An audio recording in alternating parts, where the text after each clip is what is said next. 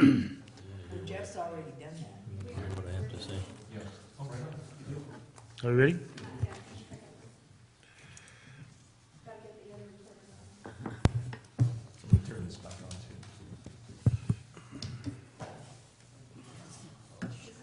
Oh, yeah. Well, that's a good thing. Okay, welcome everybody. I'd like to call the meeting to order. Please join me in the Pledge of Allegiance. I pledge allegiance to the flag of the United States of America and to the republic for which it stands, one nation, under God, indivisible, with liberty and justice for all. Please call roll. Director Radaman? Here. President Davidson? Here. Director Thomas? Here. Director Underhill? Here? And Director Strange is absent. Okay, item number 2 is public comment. This time, the members of the public may address the board on any non-agendized item. Public is encouraged to work through staff members to place items on the agenda for board consideration. No action can be taken on matters not listed on the agenda. Comments are limited to 5 minutes per person. Is there any public comment today?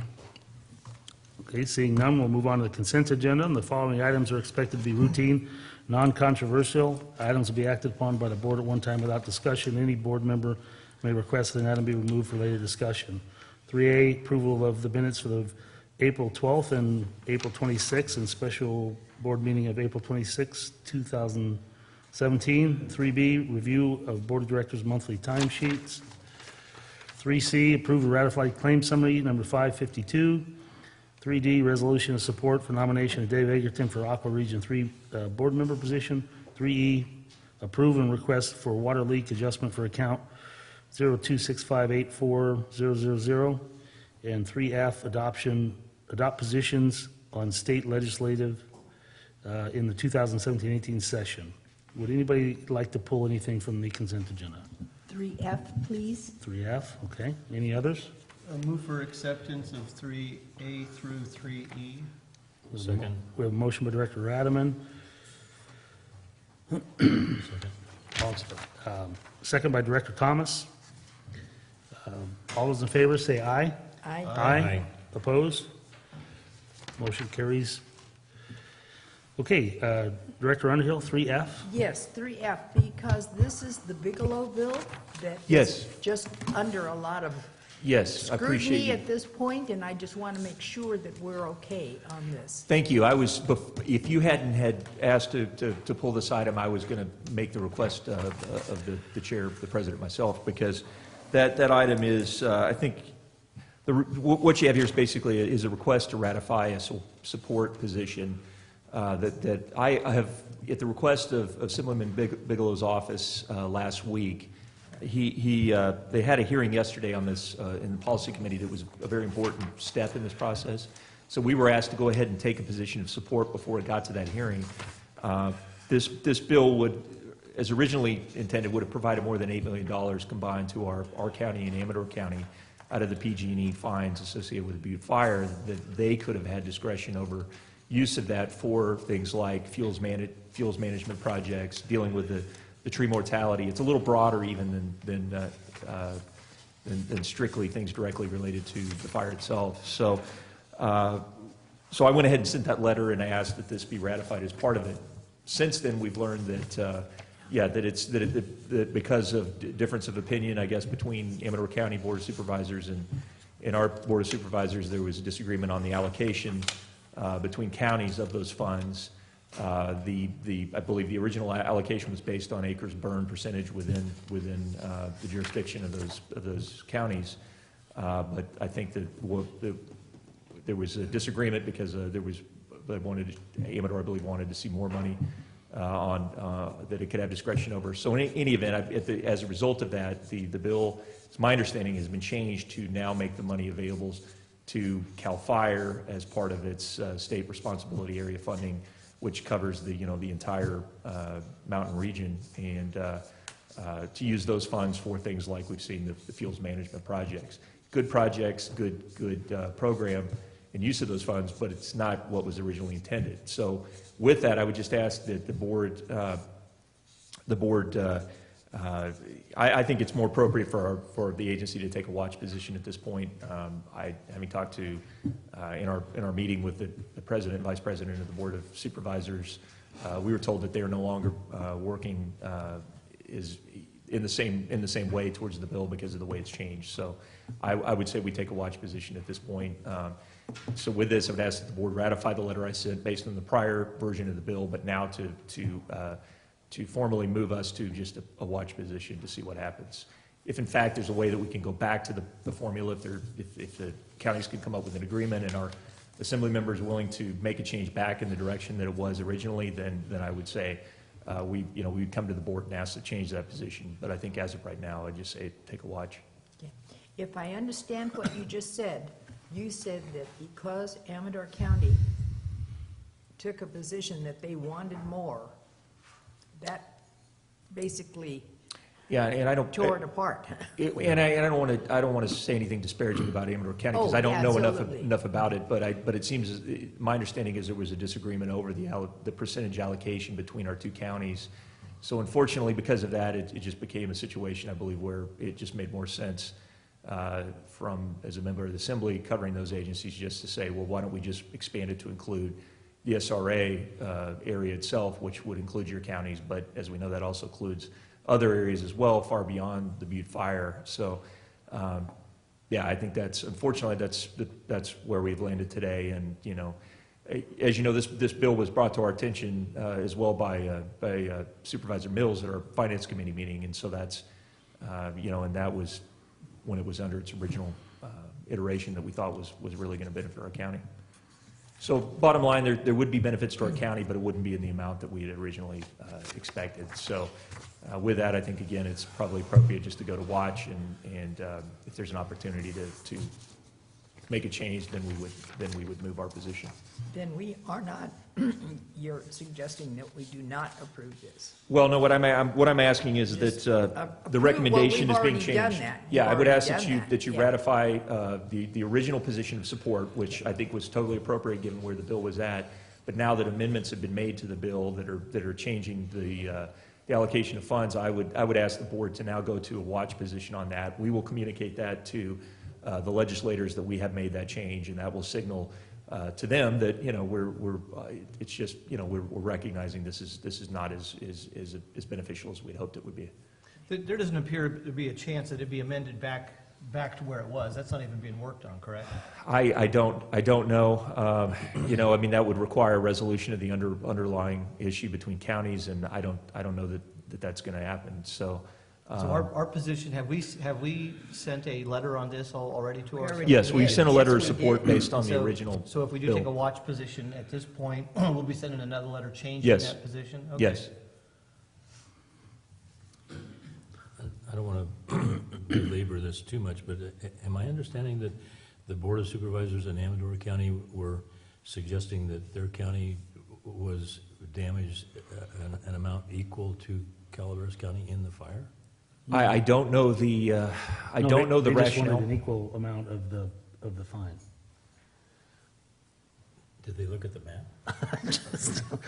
Yeah. It's just, It's a shame that happened, but again, we're not directly involved with it, but we wanted to be supportive of it because obviously our county is even the cost share, even the 25% cost share, or sometimes even the 6% if they get additional federal money on the emergency response, is extremely difficult for our county to cover those costs. And so that's why we really wanted to be supportive of it. And it also had aspects related to the taking out the dead and dying trees and public health and safety that are good for us. But in any event, I would say let's just watch it closely, and if things change, and we would certainly come right back to this board with a recommendation. it brings up the point, though, when we're trying to, working with, any sort of grant or federally or statewide, what the legislators are looking for is regional cooperation. And when they don't see it, this stuff goes away, because they don't want one section of constituents to be unhappy with an outcome. So they're really looking for collaboration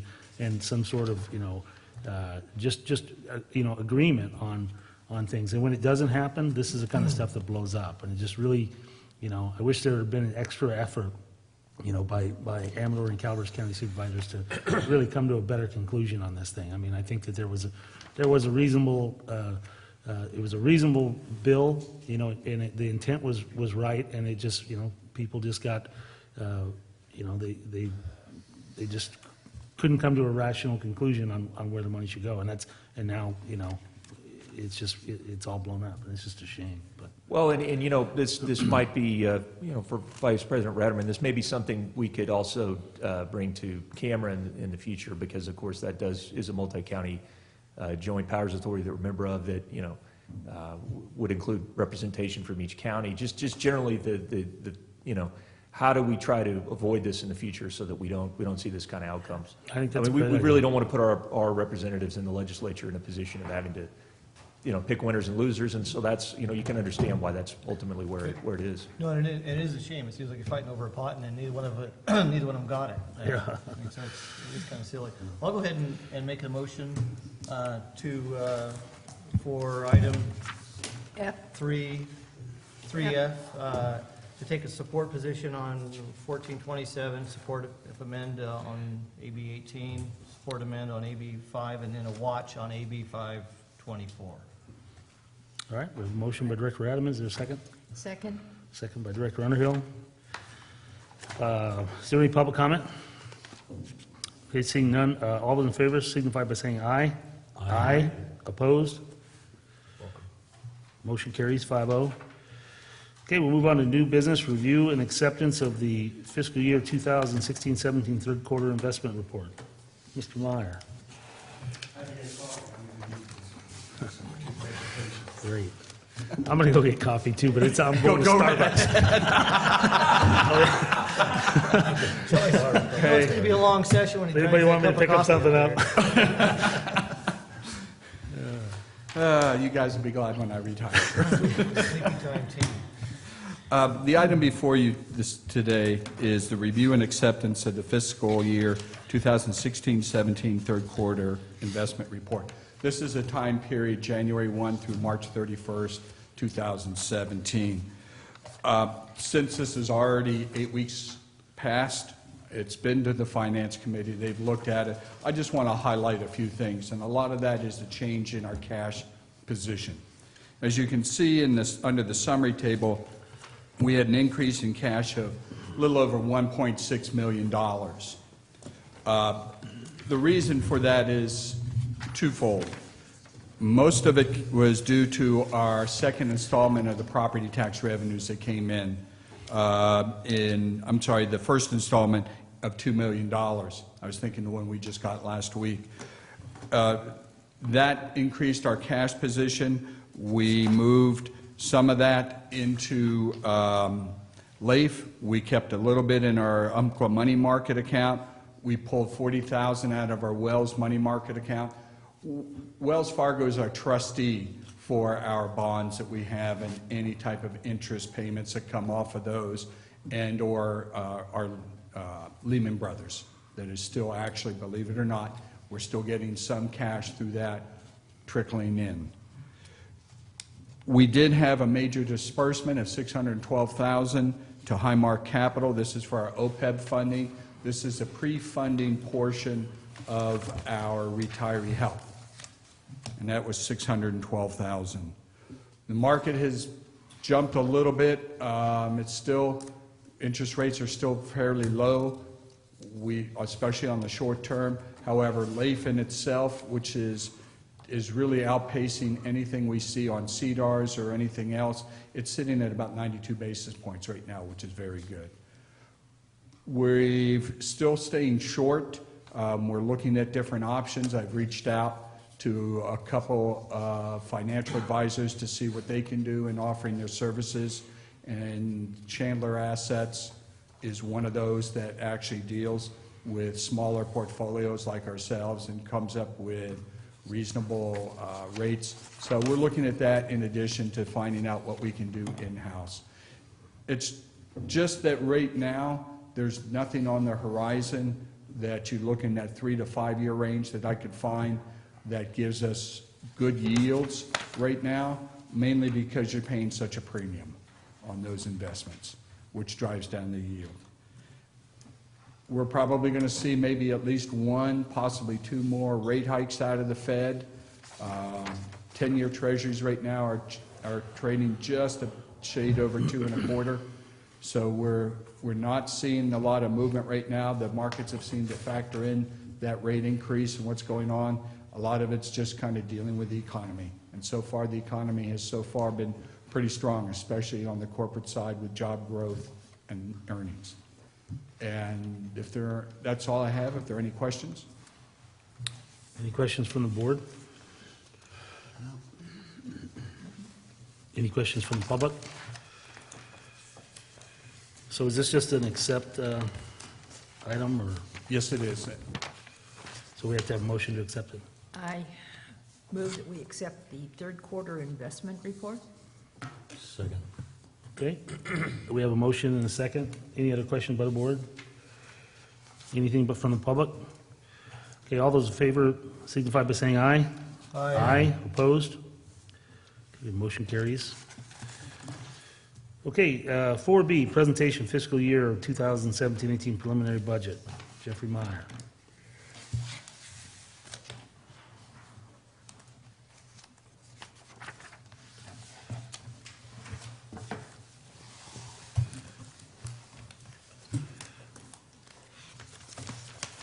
I was actually hoping to have a preliminary budget to bring to your board today for your review in preparation of the June 20th budget workshop. However, with the challenges we're facing, I'm not there yet. We're looking internally at trying to make ends meet, so to speak, balance the budget, but we're not there yet. But what I want to do is share with you where we are at this point, similar to what we did at the Finance Committee, and show you the measures we're taking to try to close that gap. And any input, any suggestions you have would be much appreciated.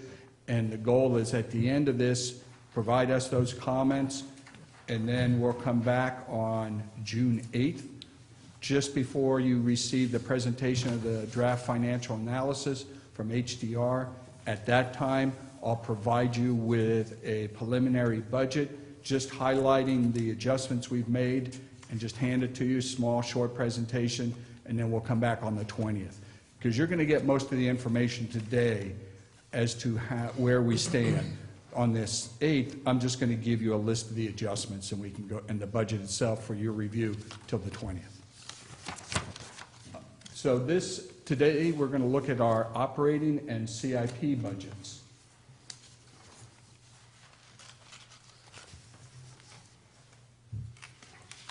If it works.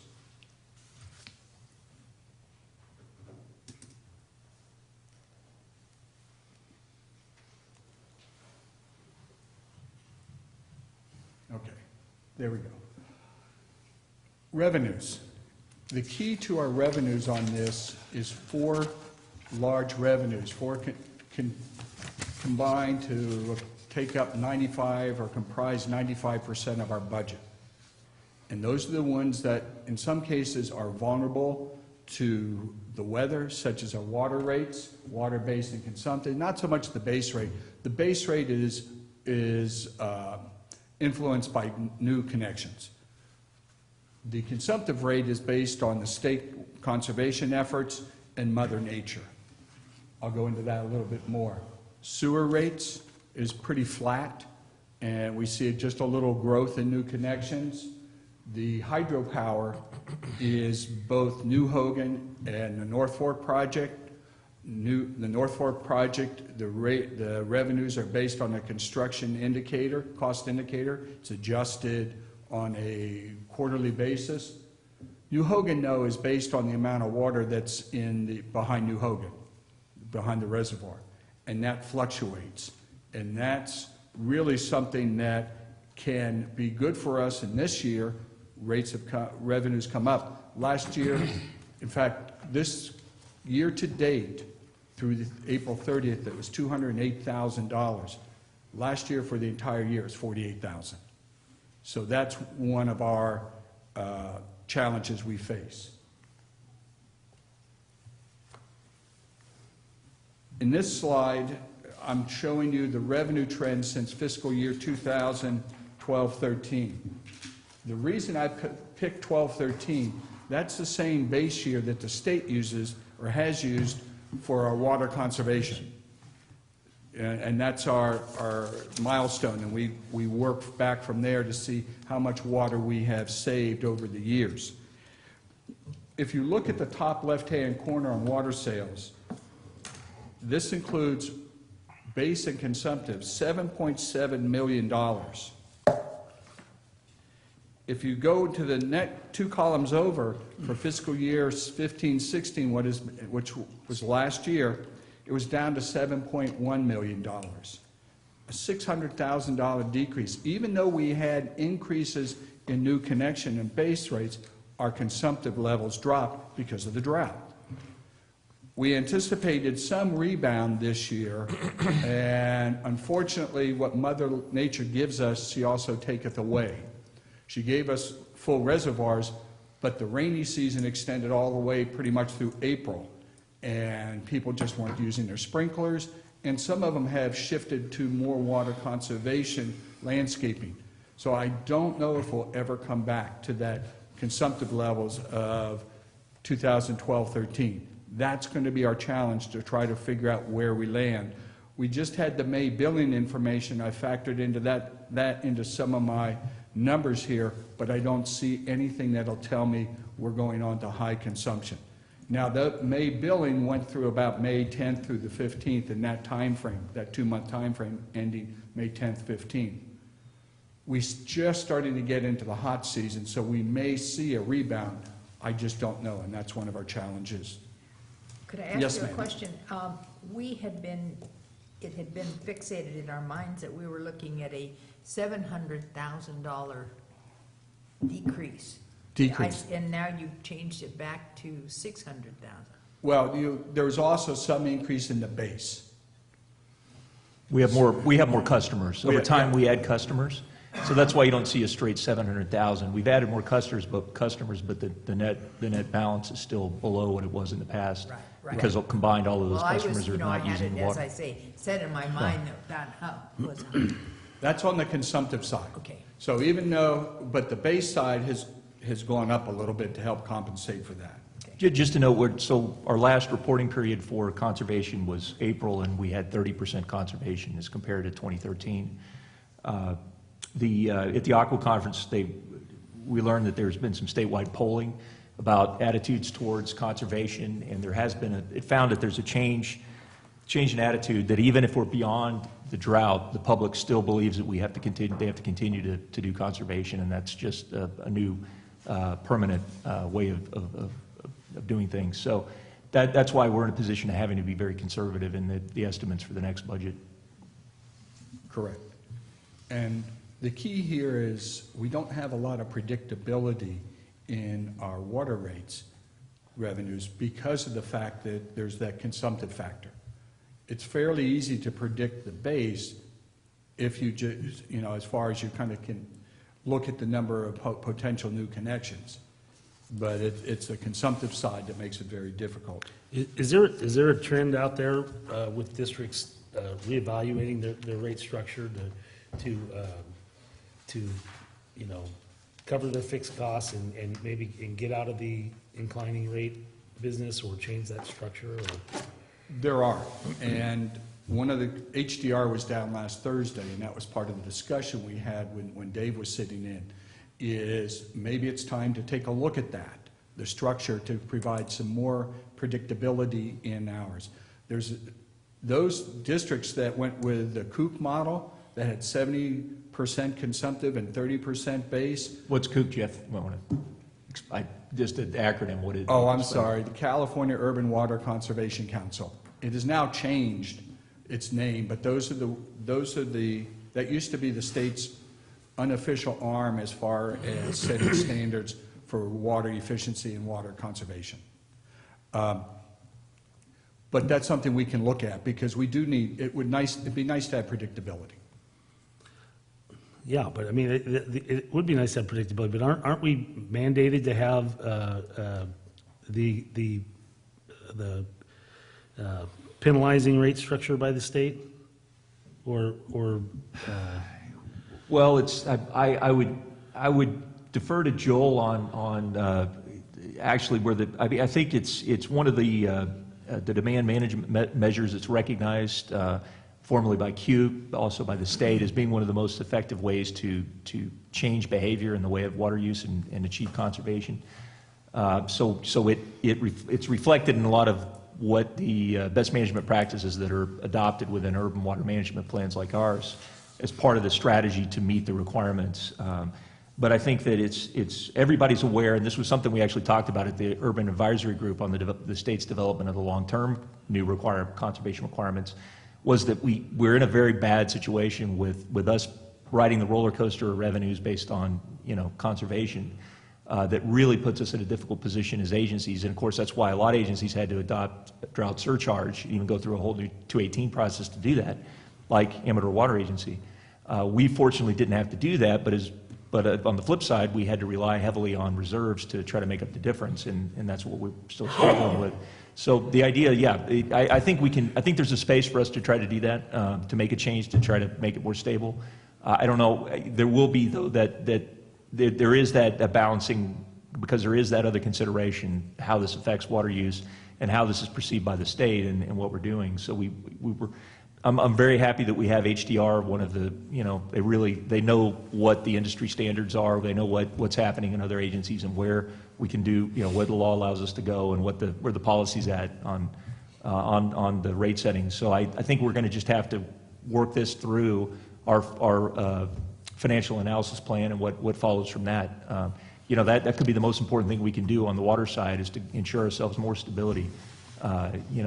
Just thinking about trying to get out of this, this roller coaster that we're in, like other agencies. Excuse me, will you tell me that acronym again for that? CUWCC,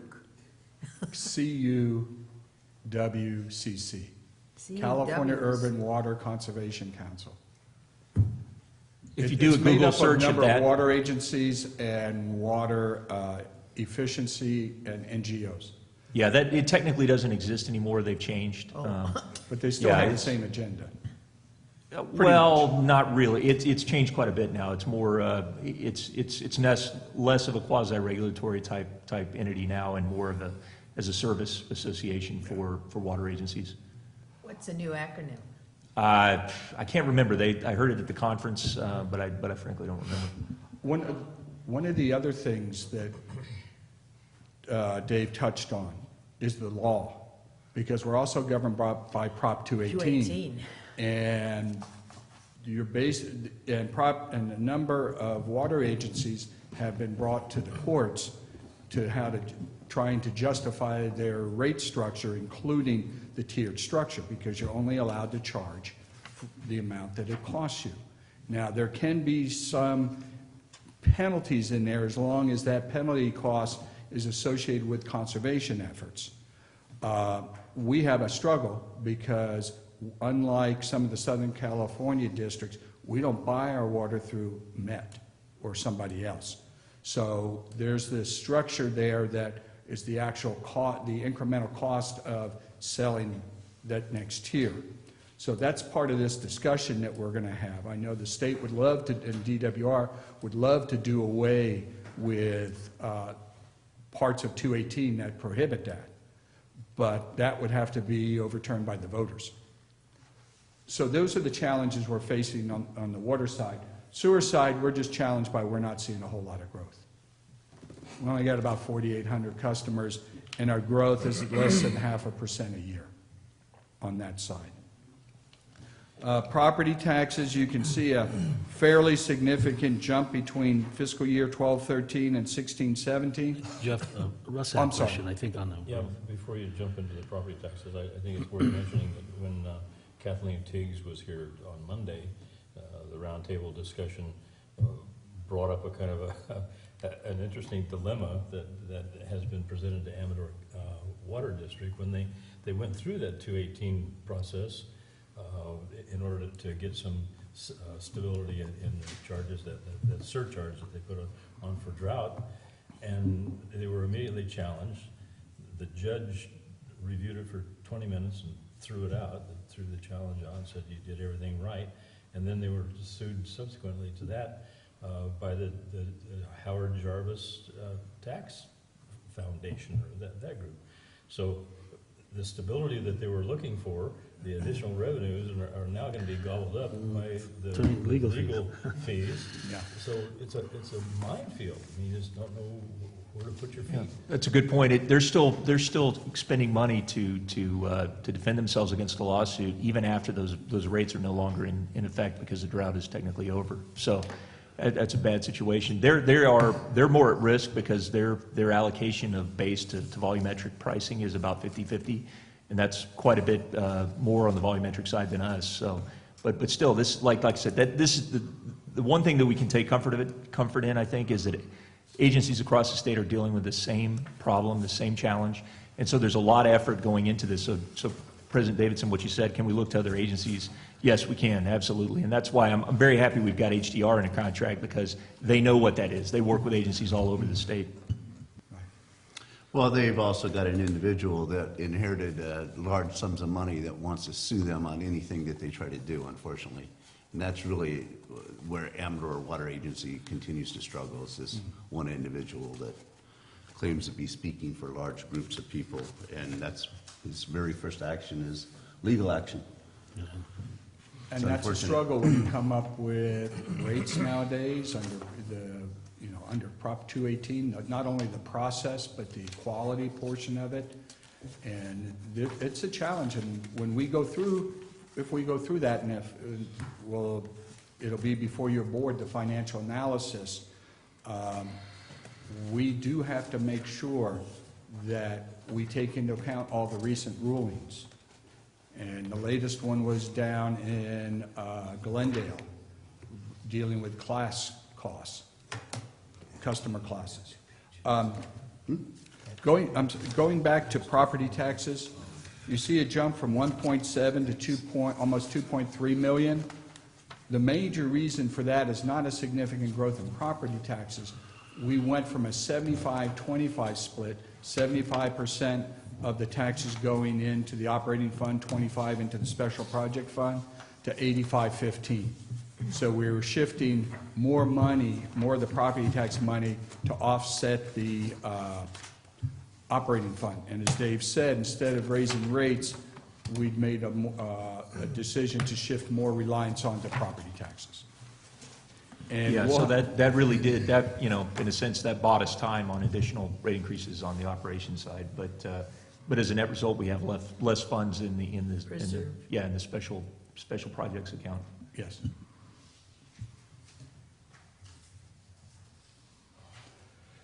A little bit more information on water revenues. Here you can see in the green below, that's the base charges, and the blue on top is the consumptive amount. Where in fiscal years 12-13 was where we topped out at almost 1.5 million in consumptive revenues, and last year it was 737,000. So that's where you can see that loss of $700,000 loss. Year to date, these are through May. We're going to be on track, pretty close to hitting our revenue projections on the base side. Consumptive, it's going to be close to see. I think we're going to come in just a little bit below budget for our water revenues, but really I won't know until the audit's completed. You can see on the usage side over on the right where our 12-13 we used 178 million cubic feet, and right now we're sitting at 98. So there has been there has been a change in people's habits, and that's the unknown. Is it going to come back to the way it was, or have they changed their habits enough to where we're going to see lower consumptive for the foreseeable future? Can I make one comment, and then I won't make any more jokes? I thought of some way to get around it. You know, we put buckets in our shower, all right? So not every time you take a shower, but every other time you take a shower, do you use your bucket? I wish I had a bucket right now. Next slide.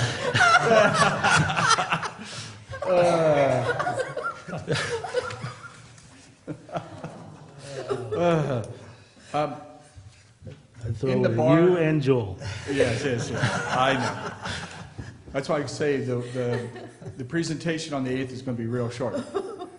But this is critical as we look forward, because we're finding ourselves in a structural deficit that we're going to have to address. Look at the numbers in red. We're only seeing about a 1% growth in our base revenues.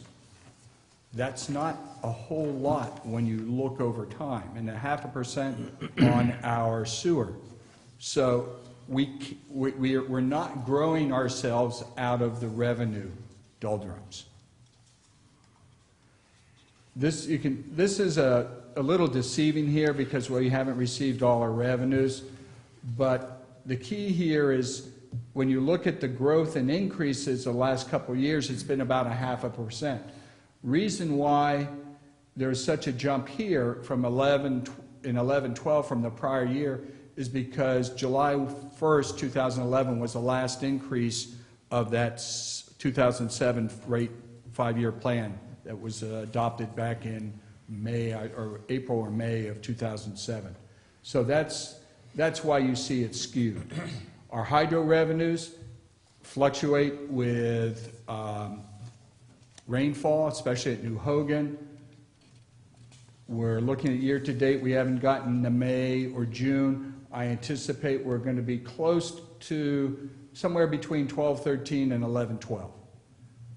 But is that a predictor for next year? Because, again, Hogan is the one that's difficult to predict. Well, the whole hydro revenue is declining also. I mean, that's a trend that's pretty clear. I mean, there's just so many renewables out there now that the hydro is a lot of guys are having to pay money to release water. Right. In fact, to follow up on that, CPPA lowered their rates from 10.5 to 9.5 cents per kilowatt hour for this coming year. And I think that's indicative of what you were just saying.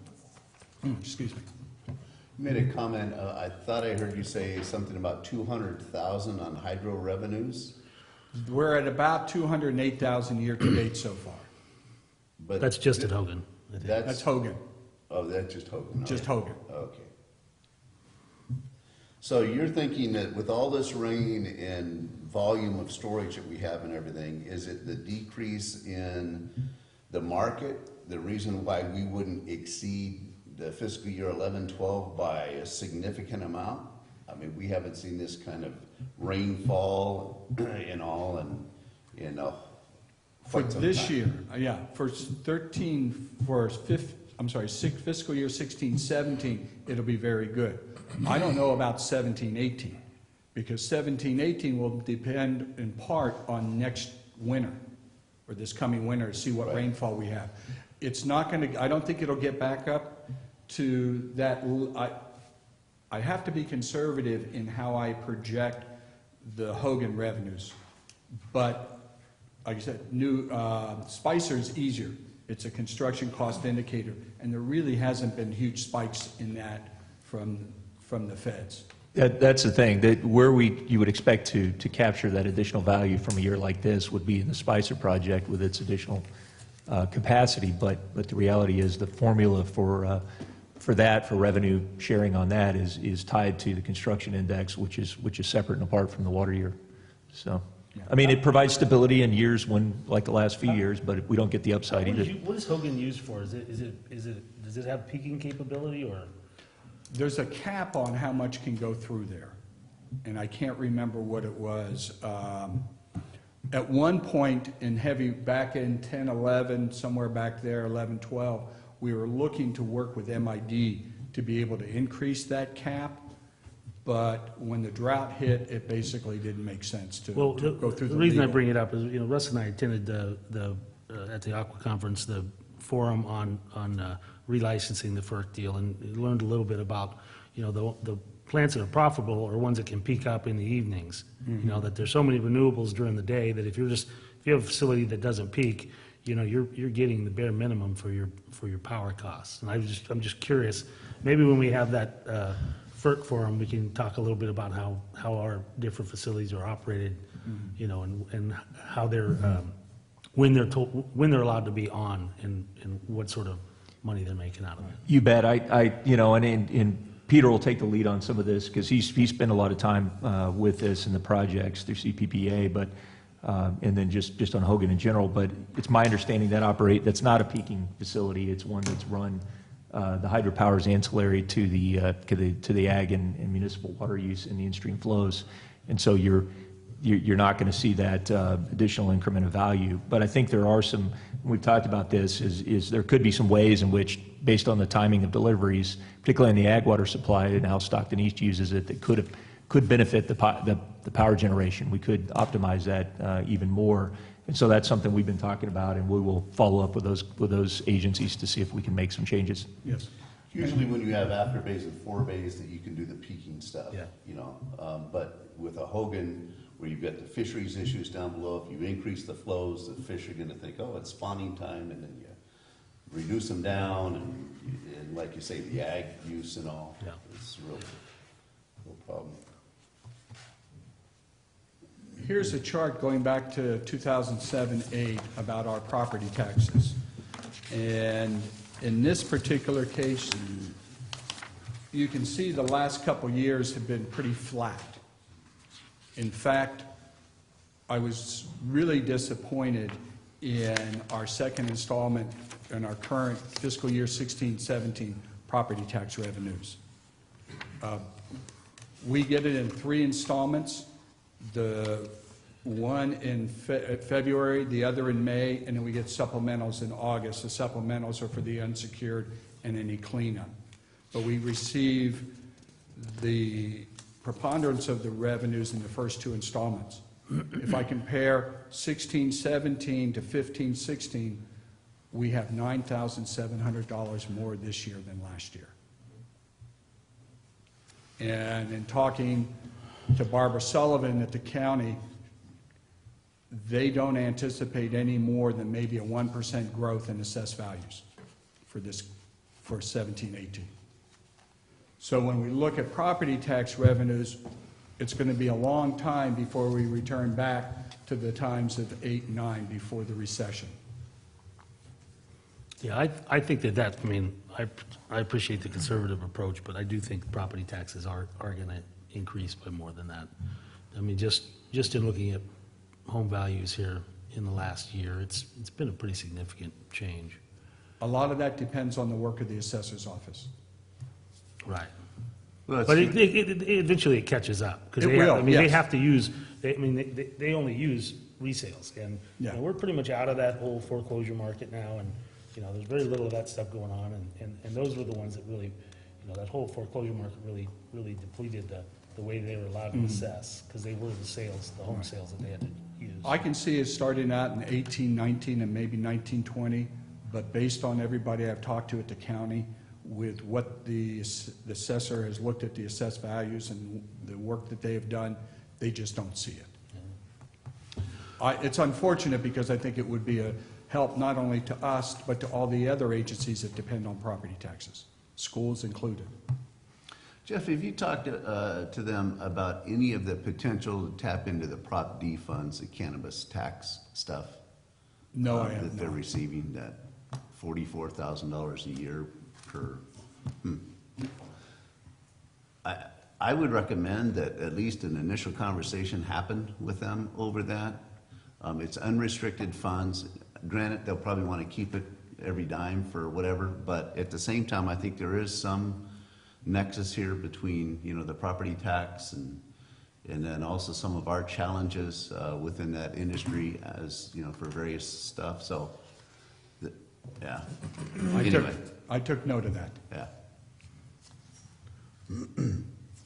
This is the split of the property taxes. Before my time, the board had the foresight of trying to wean the operations off of property taxes. And they started at 5% increments, working up to 25% of the property tax money to go into special project funds, and then the 75% to operations. So you can see since 12-13, the amount of money that's been used to go to the operating fund, and especially when we started in 13-14 to go to the 85-15 split, it decreased the amount of funds available into the special project fund, and I anticipate it to be a little over $400,000 for the special project fund for next year. And what's even better news for the special project fund, next year, or this September, is the last installment we have to make on the BBVA loan, and thus backfill from Jenny Lynn Water Expansion Fund for its portion of the debt service. So in looking at it, based on what we see for this year and next year, I'm looking at a slight increase in property taxes. If I find out different, it's just gravy. It's good news. But for budgeting purposes, I have to look at this. And I agree, Director Davidson, it's got to turn around sometime. I think it's just the paperwork has to catch up with what's going on out in the market. So here's my revenue forecast. I'm going to focus on one number down here, $57,637. That's all I'm seeing for a revenue increase from the fiscal year 2016-17. Part of it is a decrease in water sales and wastewater, and you ask why? I think I was over aggressive last year in taking a look and seeing how much we're going to recover from the consumptive side, and on wastewater, I was a little bit over aggressive in the number of new connections. For the decrease in the other, some of that is a change in practice. Utilities has stopped their practice of billing for backflow certifications, and now they require the people to do the work on their own and submit. And there's just been some differences in fees that we collect.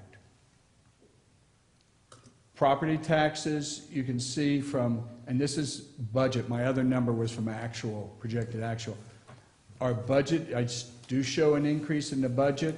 Investment income, investments are coming, yields are getting better, so I'm looking at an increase there. Power sales, I'm looking at an increase from that as well, particularly New Hogan, and an increase in other revenues. We got some more money on our cell tower leases, which is good news. But all in all, only a $57,000 increase. Now, if water usage picks up, then it's great. And just to let everybody know, this is the operating fund. It is not linked to doesn't show the R&R revenues, and there's no rate increase built into this projection. So we're looking at a 0.4% increase Yes. in revenue, total revenue. And that is alarming, Wow. because our expenditures go up a little bit more than that. Yeah. Yeah, we'll have to really focus on that.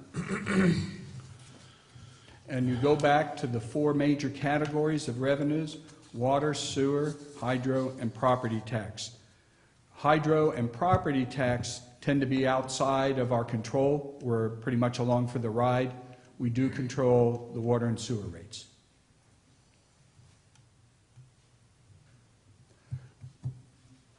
When Dave was mentioning working off of some of our reserves to make it through the lean years, the special project fund, I talked about that because it was used to backfill some.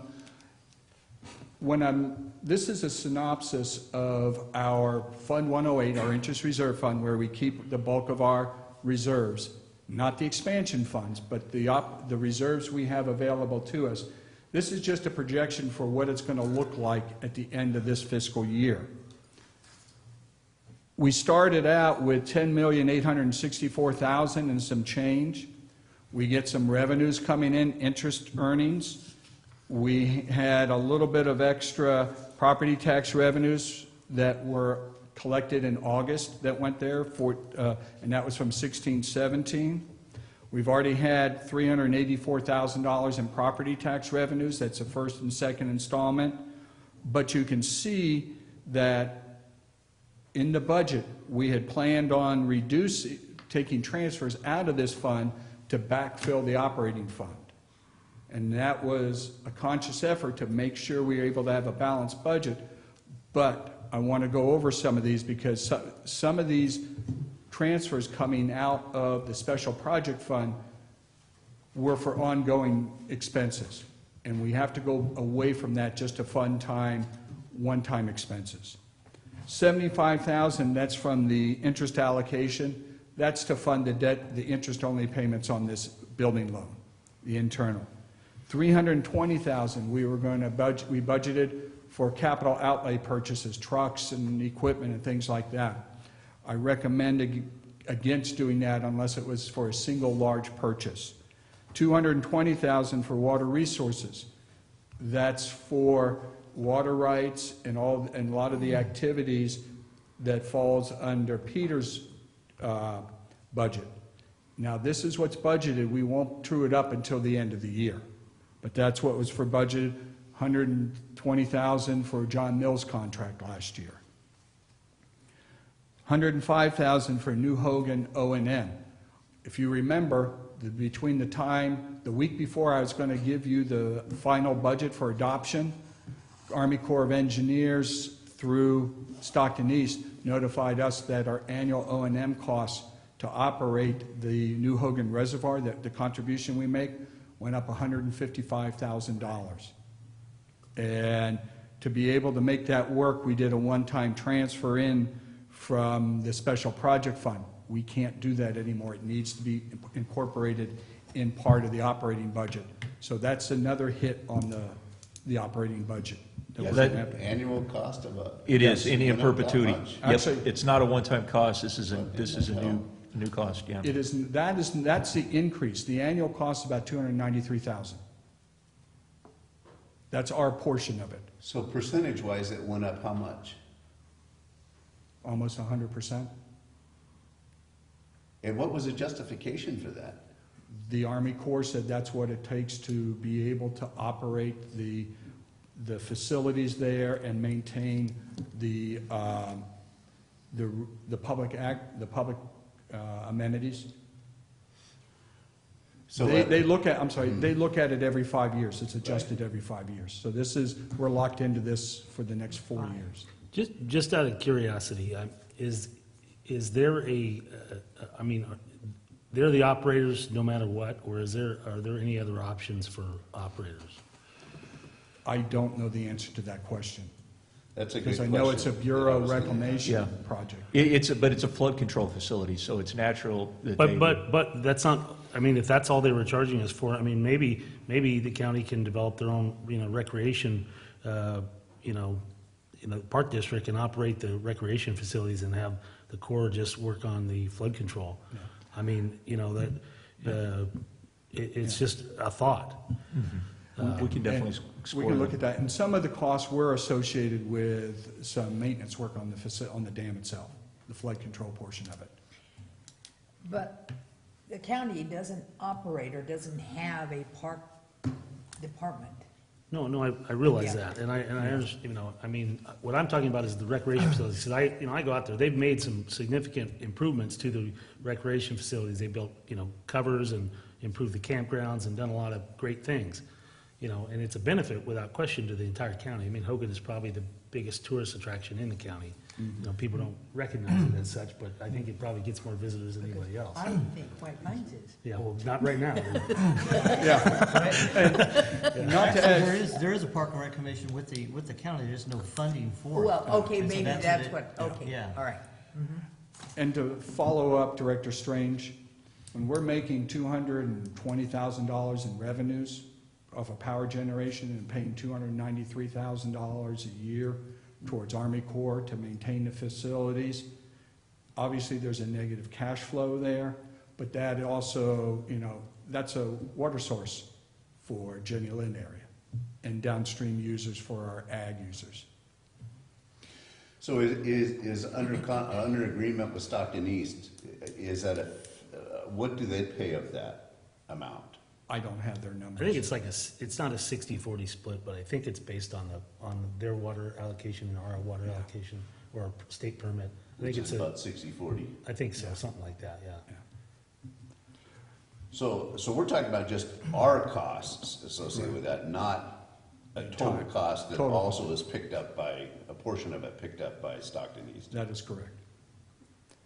We also have an agreement with them on the debt service calculations, because we have debt associated with How them. long do we have that on that? That one, I believe, goes to June 2024, so we're getting close. Jeff, before you leave that, I want to go back to the less transfer to water resources. You said 220,000, and that included water rights? That includes funding for water rights and looking for options for transfers, any legal associations, 120,000 for John Mills' work. Well, you know, that I can see. I agree, but But, yeah, funding for the water rights is the thing that concerns me. I mean, it would include costs related to the filing on our water rights. I mean, that could potentially, you know, Yeah. and things, the extensions that we have on file and cost related to completing that process successfully. And as well as, you know, there are a number of different aspects on water policy that affect our water rights, like the flow setting, the phase one process that the State Water Board is doing right now, and how that affects our ability to impound water. So all of that, but I appreciate your pointing that out. I mean, that's an underlying, it's something, we often forget it because it's, you know, it's just one of those things that you don't see, but it is the underlying asset that allows us to operate the entire system for a water supply. right. And that comes within the interest reserve fund. We have different categories, and they're down below on the screen. You can see the water rights reserve. So Well, the but- the fact that that is not replenishing, we don't have funds going into this account. This Yes. is, you know, these funds are, I believe, largely from the North Fork project, I think is where they originated.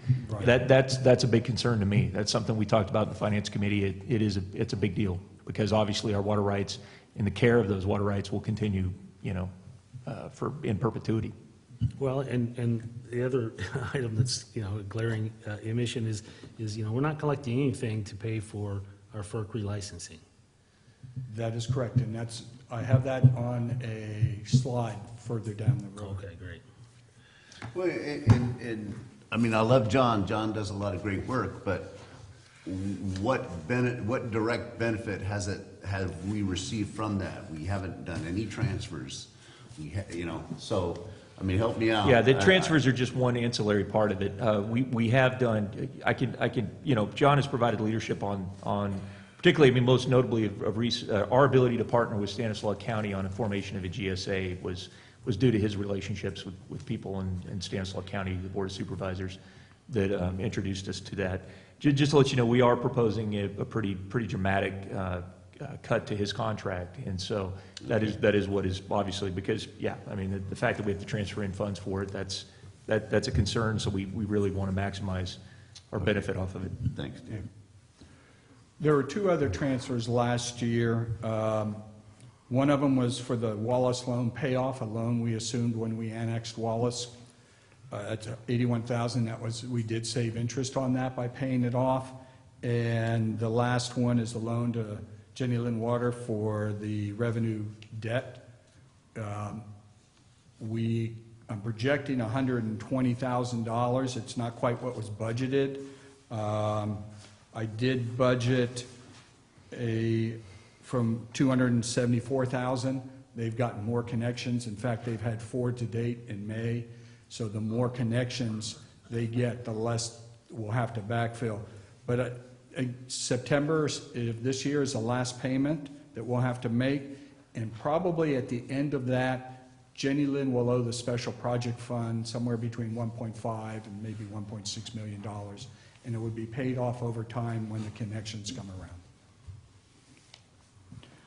You can see the breakdown below. 90-day emergency fund at $4 million. Water rights is down to 2.78, and that's if we use the entire 220. That will be calculated when we close the books. Cash flow for CIP, number of our projects, we get funded in arrears, so you got to have cash to be able to make some of these projects run. Special project fund is will be a little less than 1.5 million. However, we are going to get some additional money back from FEMA for the Big Trees project. They were going to allow some expenditures that we weren't counting on. So it's going to go back into the 108 account. And then we have a rate stabilization fund. The reason I have the asterisk there is that's in place for a BBVA loan. They required a rate stabilization fund to be set aside just to make sure that we had money to help pay, to ensure the debt payment service. Jeff, so you're saying on the, those extra FEMA funds for Big Trees project, is that included in this yet, or is No, that- it is no, not, because we okay. don't have the final dollar amount. Okay, gotcha, and I did submit the, signed off on the paperwork for that this week, so. Yes. Really got to thank Charles and the people at FEMA for making that possible. Right. What is the best guess? I mean, I know it's nothing concrete. What's the best guess on that money going forward? The one time, Yeah. I think it was, go ahead. The additional funds, The I additional believe it's funds. 300,000 in the neighborhood. It's, yeah, it's in the neighborhood of 253. It's just a matter of what they will approve. Okay, and when will the BBVA loan be paid off?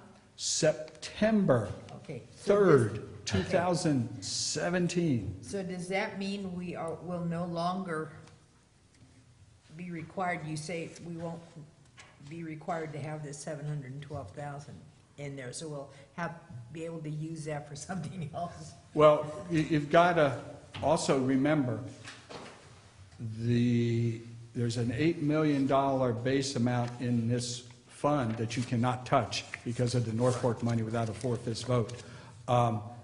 We still need to have adequate reserves because we have a loan through Umpqua.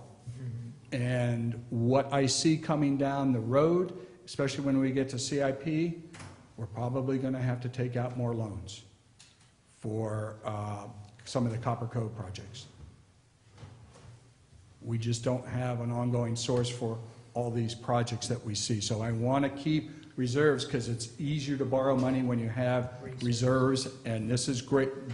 Very few agencies have rate stabilization funds, and the banks love it. Yeah, that really does go to the cost for us to borrow money if in fact we get to that point, and our credit rating would be directly affected by that. The fact that we do have these reserves and we have a very healthy amount of debt right now. We're not in and that was one of the things we talked about with HDR in our meeting this week is compared to the industry agencies, similar agencies, we're in a very good position. And I got to thank, the board, past boards, and Jeff and others to make that possible, because obviously that can be a crippling, thing for an agency to have to continue to deal with, a massive debt load, and we don't have that. So that there is some positive news here as well. Yeah. And your board's policy states that even out of special project funds, they're not supposed to be used, reserves are not supposed to be used to fund ongoing operations. You don't want to spend one-time revenues on ongoing operations. Right. So you can see the trend in our 108 interest reserve fund. It peaked out last year, and I see a significant decrease this coming year.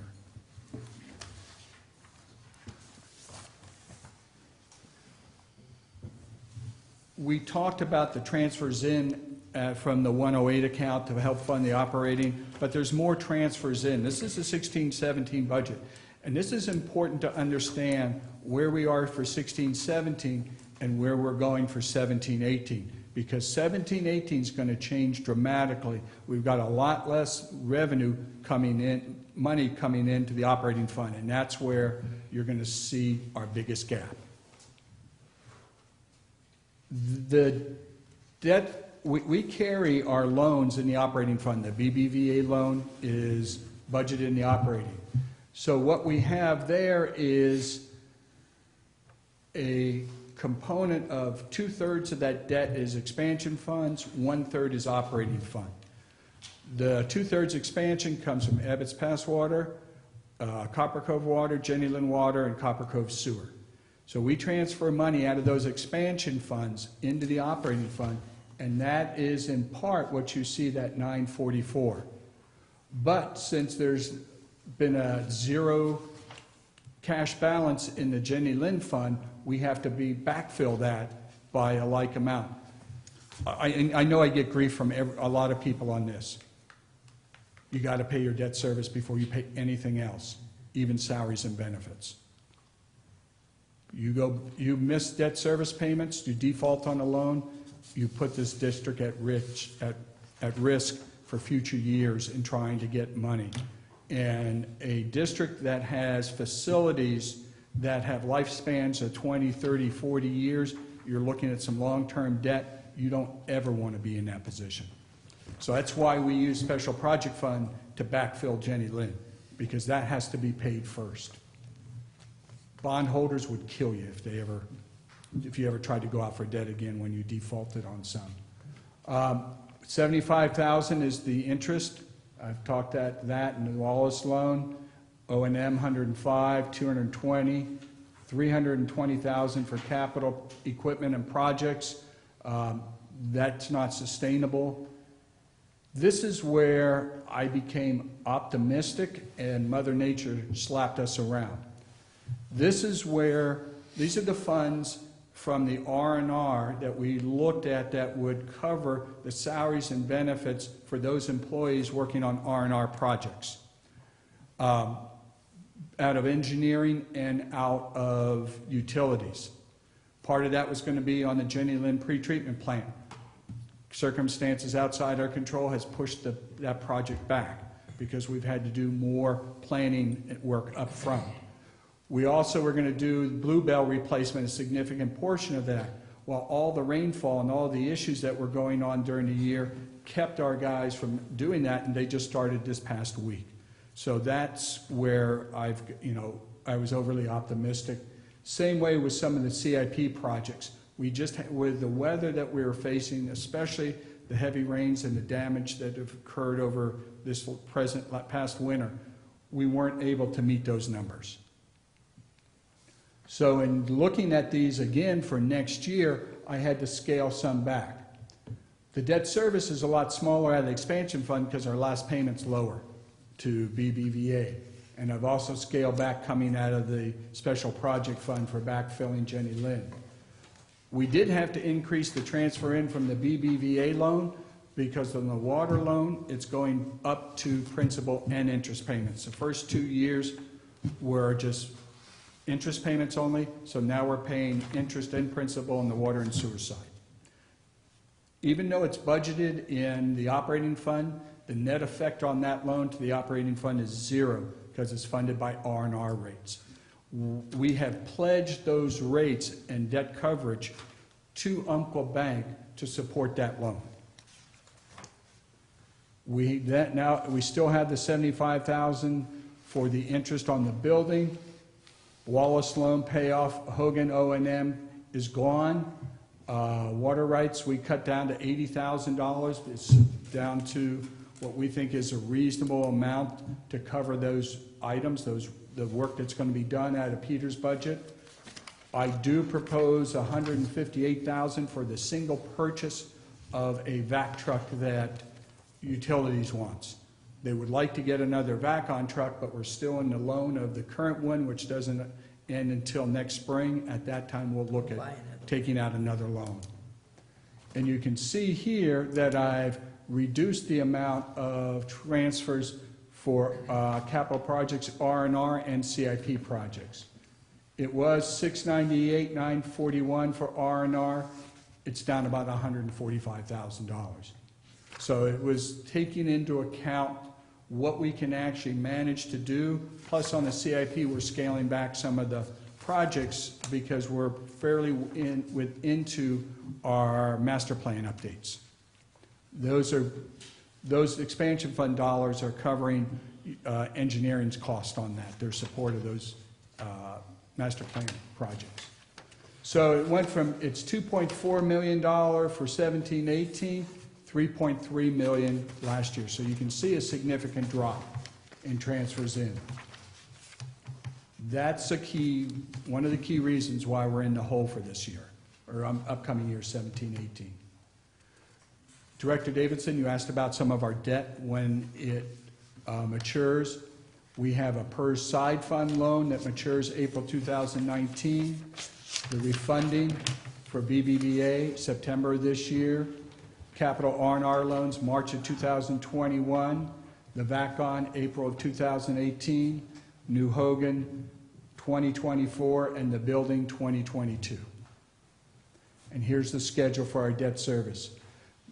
The key numbers here to look at, as you can see, the big drop in the BBVA loan, because it's a last payment. We only have one payment, but you see an increase in the Umpqua loan because we're starting to pay principal on the water loan. We no longer have the Wallace equipment loan, and we are supposed to make our first payment on this building loan in 17-18. Let me ask you this, we're paying, on the building loan, we're paying it back at 3%? 2.5. 2.5%. And is that still, I mean, I know our intent was to make sure that we held these, that we kept these accounts whole that we borrowed the money from, because, we borrowed them from different capacity fees. Is that rate still appropriate? I mean, is it too high? It's a little high. That's actually the base, the lowest amount that it could be, 2.5%, which was adopted by your board in the resolution.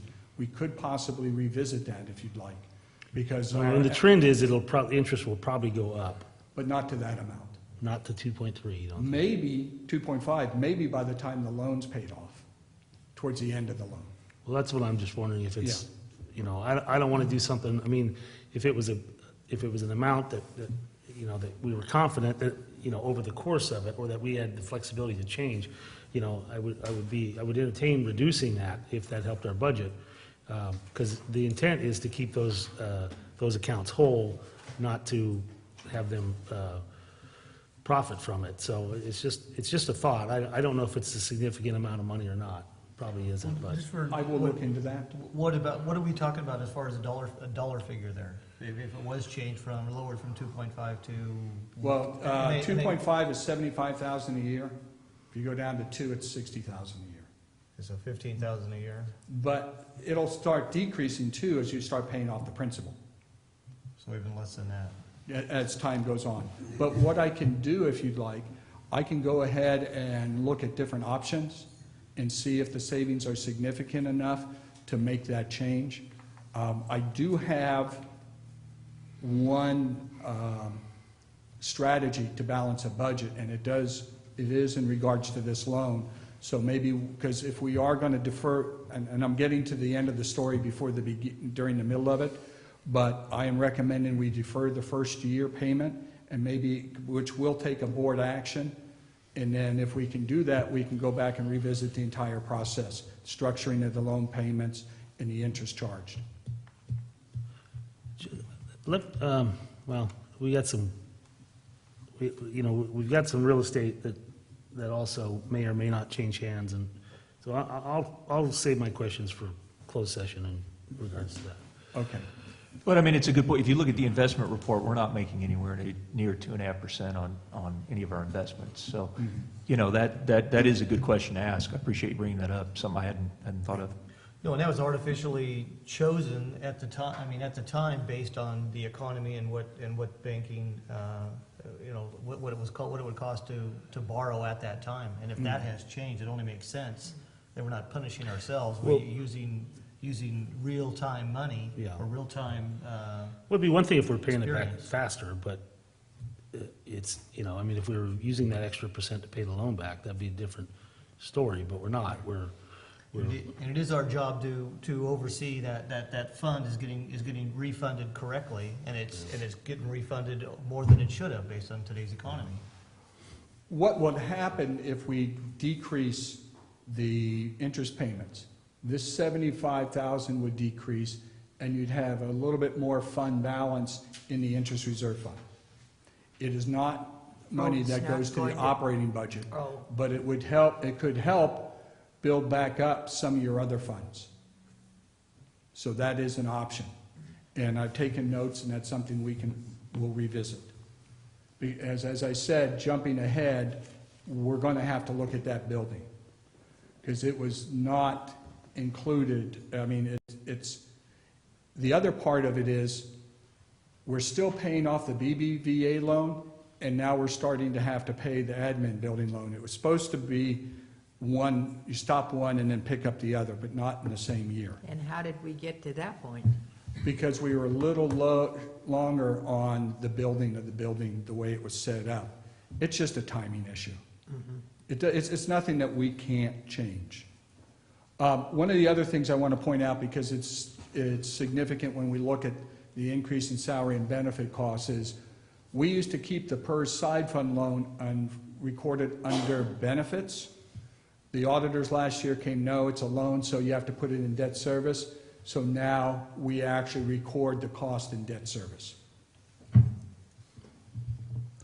And that cost goes to pay for what? Part of that purse stuff that's, go ahead. We had to take out a side loan back in, prior to my coming to the district. The majority of that was the cost associated with joining a new miscellaneous plan with PERS when the district increased the PERS benefit to 2.7 at 55. Because in doing so, you provided that benefit for everybody currently working for their prior history, the prior years. You had to do the incremental increase plus future years. So PERS had to put in a dollar amount that said this is what it's unfunded liability for those benefits, plus the PERS side fund loan would also cover things like shortfalls from PERS projections to actual in as far as earnings are concerned. So we had that side fund obligation to PERS. They would just include it in our rates, our annual rates that we would pay. But they would also be charging us what they call their discount rate, which is what they anticipate earning on their investments, which at that time was 7 3/4. We had the opportunity to pay off that unfunded liability to PERS, which amounted to about $3.2 million, I believe, somewhere at that time, right around $3 million. And we got a loan through Umpqua Bank for 2.98%. So we're saving 4.5% on those costs on an annualized basis. Right. So that's where that comes from. Okay. If we did not, it would have stayed in our PERS costs, and we would have been just, when you do something like this, side fund loans or unfunded liabilities, PERS kind of treats it like a mortgage.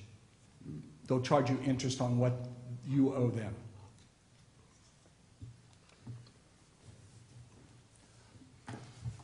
I can see President Davidson got coffee. I was going to ask the board if they want to take a short break. I'm pretty sure this is only going to last another 15 minutes or so, but Yes, I agree. You agree with the break or the 15 minutes? yeah. 15-minute break, yeah.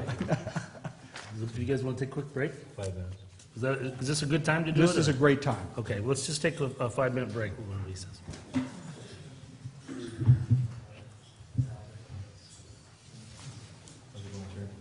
Good. Russ, how you doing? Good.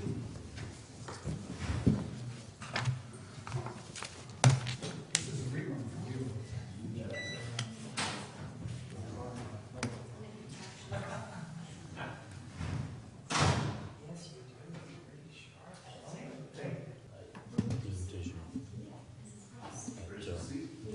UWPA. And that company is going to put in all these buildings. Okay, Murphy's. thank you. Thank you. All right. We can get the show back on the road, please. Jeff? Certainly, thank you, Mr. President. As I had mentioned, we've got a structural issue here. We've covered the revenues. You don't see much growth in revenues. You do see an increase on the expenditure side. Some of it within our control, but also there's just a cost of doing business. And what we've looked at here is how to basically minimize the impact while trying to keep the operations going. I'll be right up front. There's not new positions in this that were asked for. Utilities would like some more positions, especially out in the field, and even some operators. We just can't do it now. Salaries went up 139,000. Part of that is a 1% COLA for Management Confidential Unit. That's part of the last year of the 3-year agreement with them. There's the regular step increases people have. However, I did delete a half-time accountant one, too, that I was going to have in finance. We're just going to have to make do without it.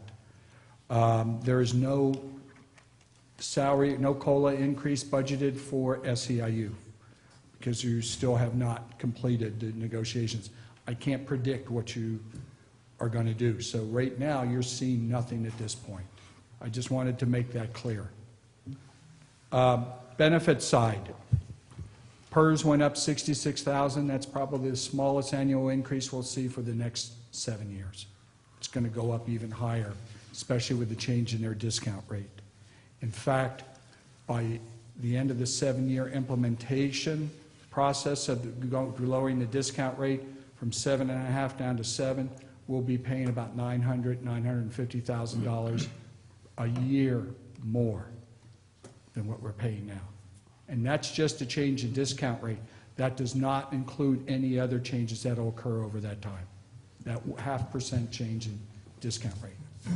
And that discount rate was necessary because they're upside down to the amount of about $1 billion a year. Is that right? $5 billion a year.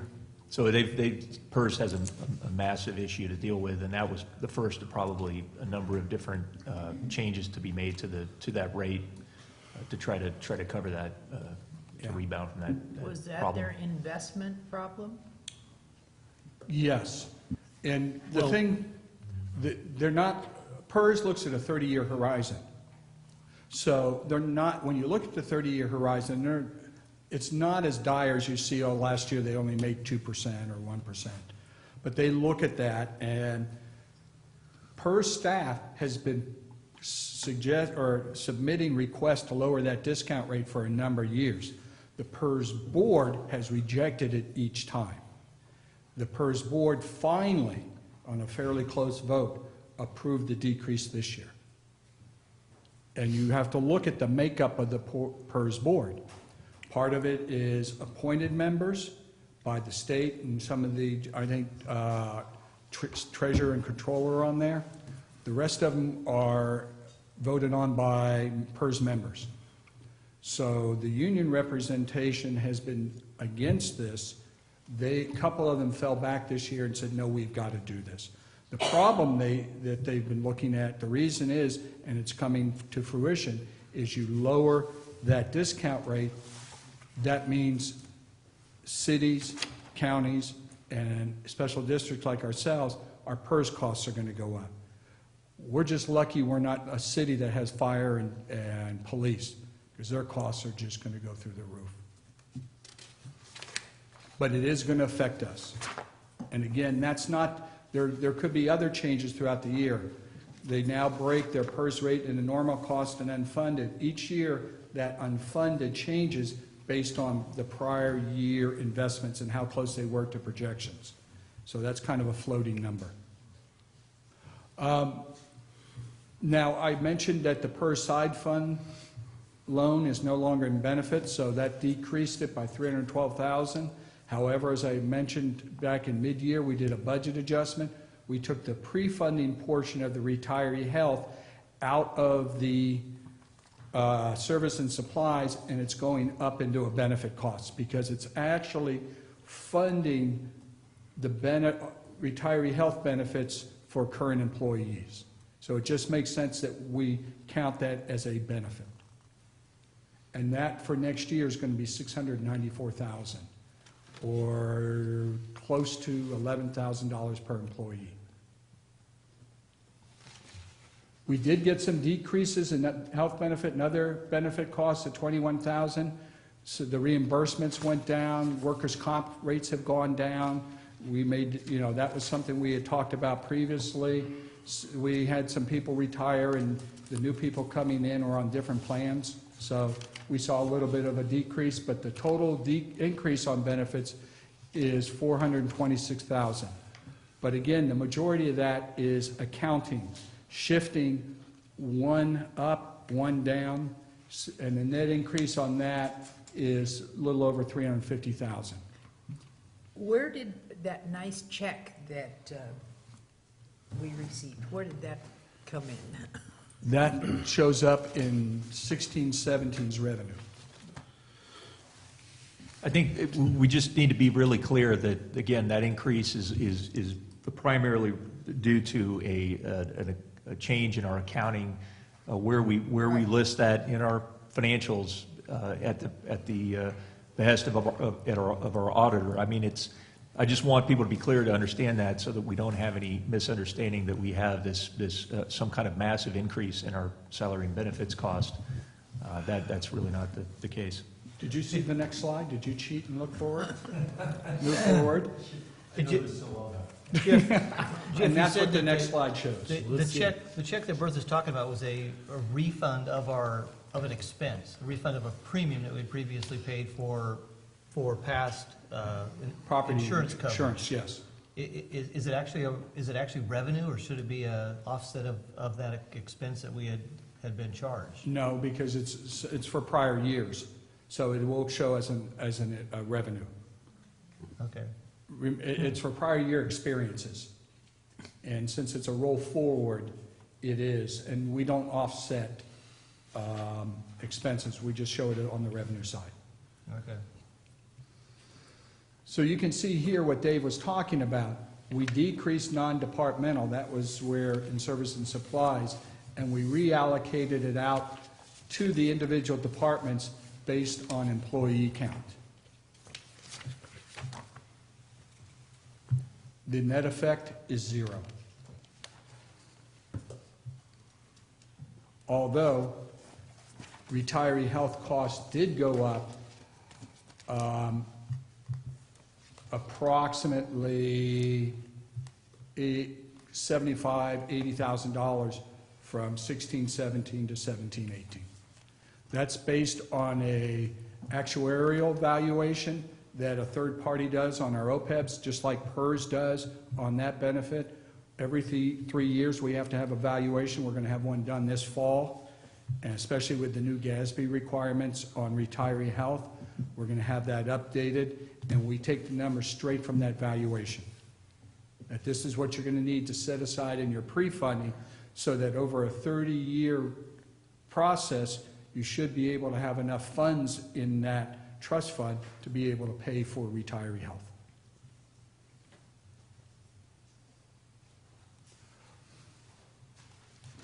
This is a listing of all the capital outlay purchases the departments want to have for 17-18. As you can see, striking out the one at the bottom for server replacement, everything here is in utilities. And that's where most of our capital outlay equipment costs are.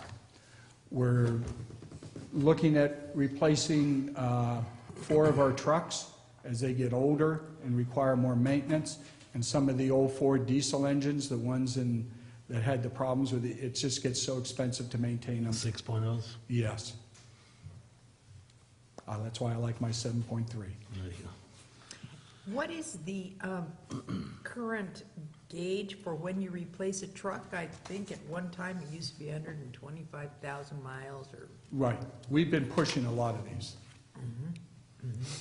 And it has always been a wish of mine since I've been here to create a vehicle replacement fund so that you pay by miles and then you don't have to keep hitting this fund. You know, the money's there when you need to replace it, but we just haven't been able to get that going.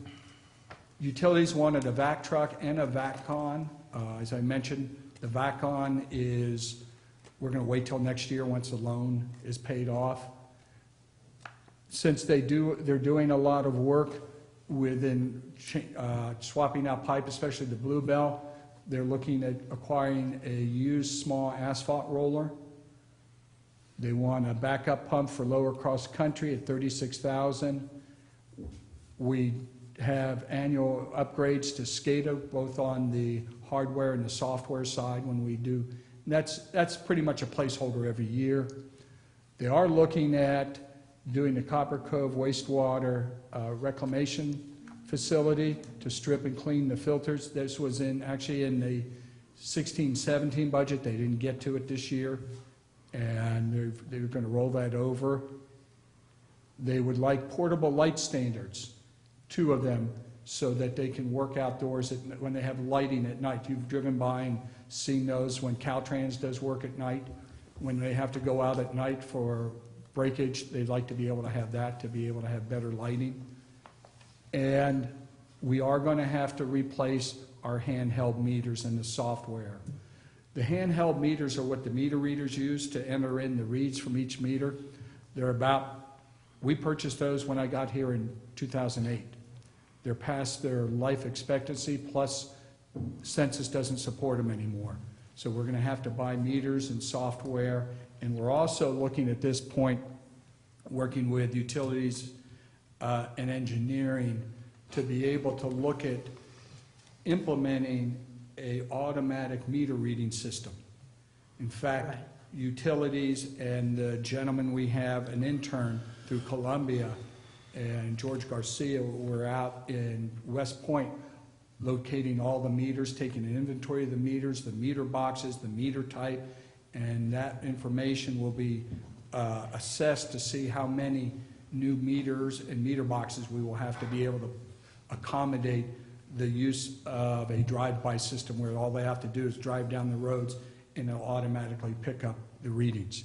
And that's what that's our project, our pilot project, because we'd like to go up to Ebbets Pass for the next one so we can read, but we've got to get some experience, and West Point was identified as the best place to start. Okay. I'd like to know the number of meters up the hill when you get that inventory. It's about between 7,500 and 8,000 total meters. Yeah. Ooh. So this is an area where we're going to have to sit down and look at the 623,000. It's more than last year. The only one that's going to be offset by a transfer in special project fund is this one-time cost for a vac truck. Everything else has to come out of the operating revenue. So you may want to mark this page for as you come back and make suggestions as to what are areas we can reduce cost. So what's not included in the budget? These are the positions that utilities would like. A maintenance manager. That is one of the 3 positions that were done in the reorg when Bill retired. We eliminated the director of utilities and engineering, created Teresa's position overseeing utilities, created a operations manager to oversee the plants, and Jesse. Jesse. And then we created but not funded a maintenance manager to oversee the field crew. That's still out there. They also like some more distribution workers, a collection distribution senior supervisor, and some plant operators. That's not included. You said that you created that maintenance manager position, didn't fill it, but that function is being shared by the 2 people you mentioned? And falling on mainly on Teresa's shoulders. This is one, as we look to do the reorg, when we were, it was shortly after I came in, and this was part of the, trying to really create the operations department, provide the structure within the management to really support it. And the initial, design is what was brought to the board, and what we were following was to actually we'd have the director position, which is Teresa's position, and then 2 managers. One to be the manager of operations, so mainly working with the actual treatment facilities and the operators of that and all the regulatory things associated with that. That's the position that Jesse holds. Then we were going to have another manager position, which was to basically be in a sense, the field manager over distribution and collections and construction. And really, I mean, that still would be the most desirable structure to have. I mean, there's a tremendous amount of responsibility on those 2 people, and but we're trying to find other ways to address that so that we don't have to add that position. It's just unfortunately not available to us. And likewise, I mean, I wish we could do something on some of these other positions. I mean, most of our crews are small and they cover large areas, and that creates all kinds of challenges. And I wish we could add additional positions out there, but we're just stuck, trying to make the best of a difficult situation on the budget.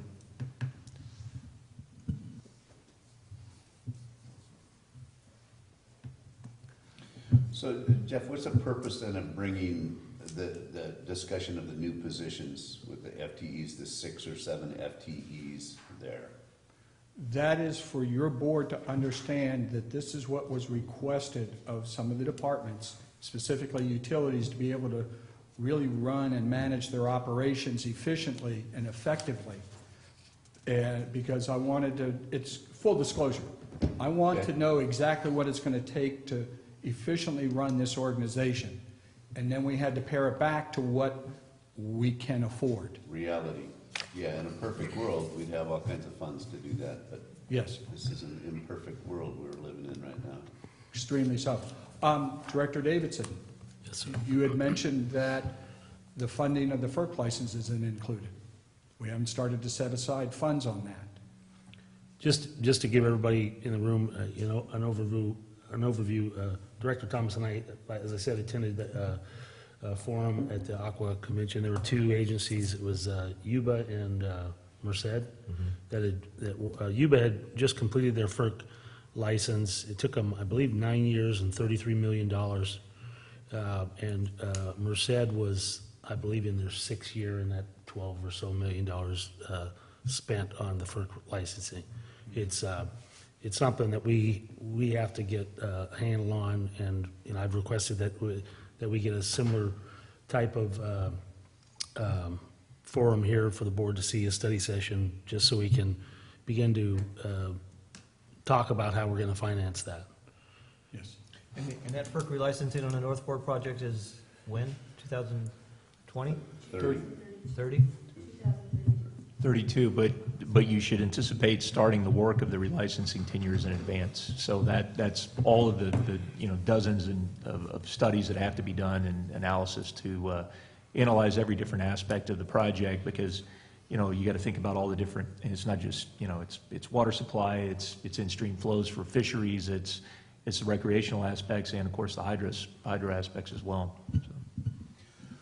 Jeff, where is the Merced River status right now? They've been at it for 6 years. They actually have a slide on that, and I want to say they believe they're close. They were at the end of all, and I can't remember all the different parts of the process, but that's kind of what I wanted our board to see.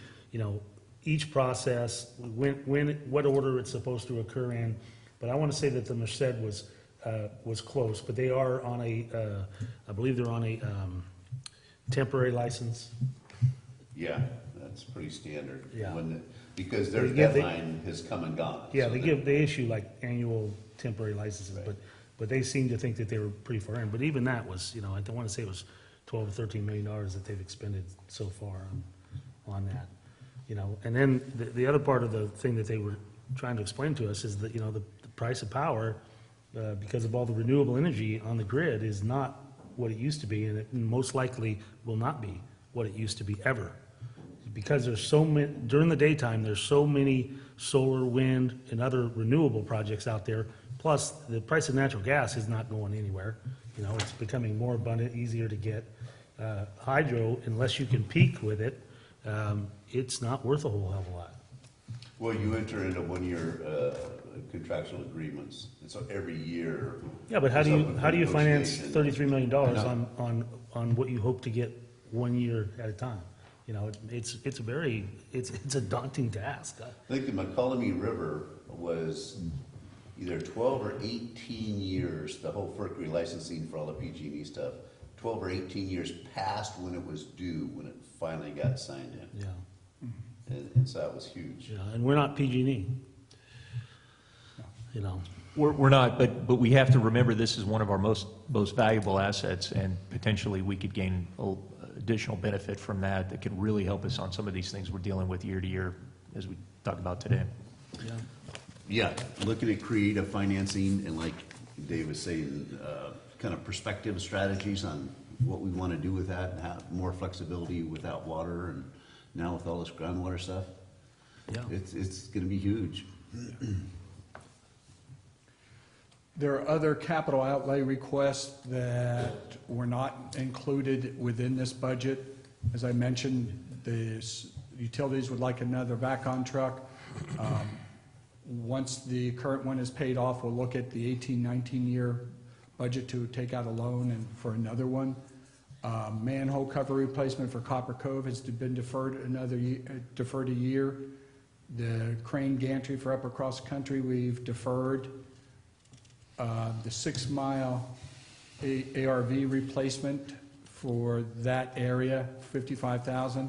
It's not necessarily been deferred, so that's a little bit of a misnomer. It's going to be referred back to utilities and engineering to come up with a better long-term solution for that. Because this would just be a fix, and they wanted to be able to look at something long-term that would possibly include taking it up to Douglas Flat, Vallecito. And finally, they'd like a backup or a new generator for hunters at $91,000. We're going to have to defer that. A lot of tough decisions. This is a duplicate slide, but I wanted to bring you back and show you here. We only had $57,000 of additional revenue. And here's the summary of salaries and, of expenses. It's going up just under 100,000. So under normal years, if you just have everything the same, all you're saying, Jeff, you only got a $43,000 problem. Why are you spending so much time talking to us about it? The issue, though, is coming back to the transfer in issue, and I'll get back to that in just a moment. That's where we don't have those transfer funds coming in to help fund the operating department. We did go up $122,000 in capital outlay. We may have to play with that number a little bit to defer some more purchases. Here's that decrease in $690,000 for the retiree health, but we've also been working at decreasing some of our budgets. And one of them was noted by Dave, we're looking to decrease John Mills' contract. We're looking at some of the other costs. I've already whittled away some more based on between the time I was in the finance committee to today. It's kind of, but I'm just nibbling at edges. I still am looking at a significant cut in some of the costs. Our debt service did go up. Part of that's because we're bringing down the PERS side fund loan.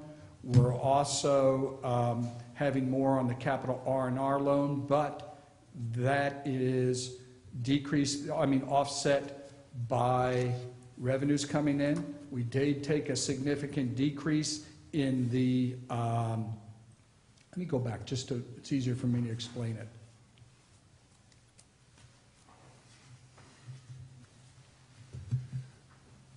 There's the PERS side fund loan, a decrease in the refunding loan, the BBVA loan, $700,000 increase in the capital R&R loan, not much, pretty much a wash in the VACON loan, the Wallace equipment loan, Little Hogan's there, but I added $570,000 for the admin building.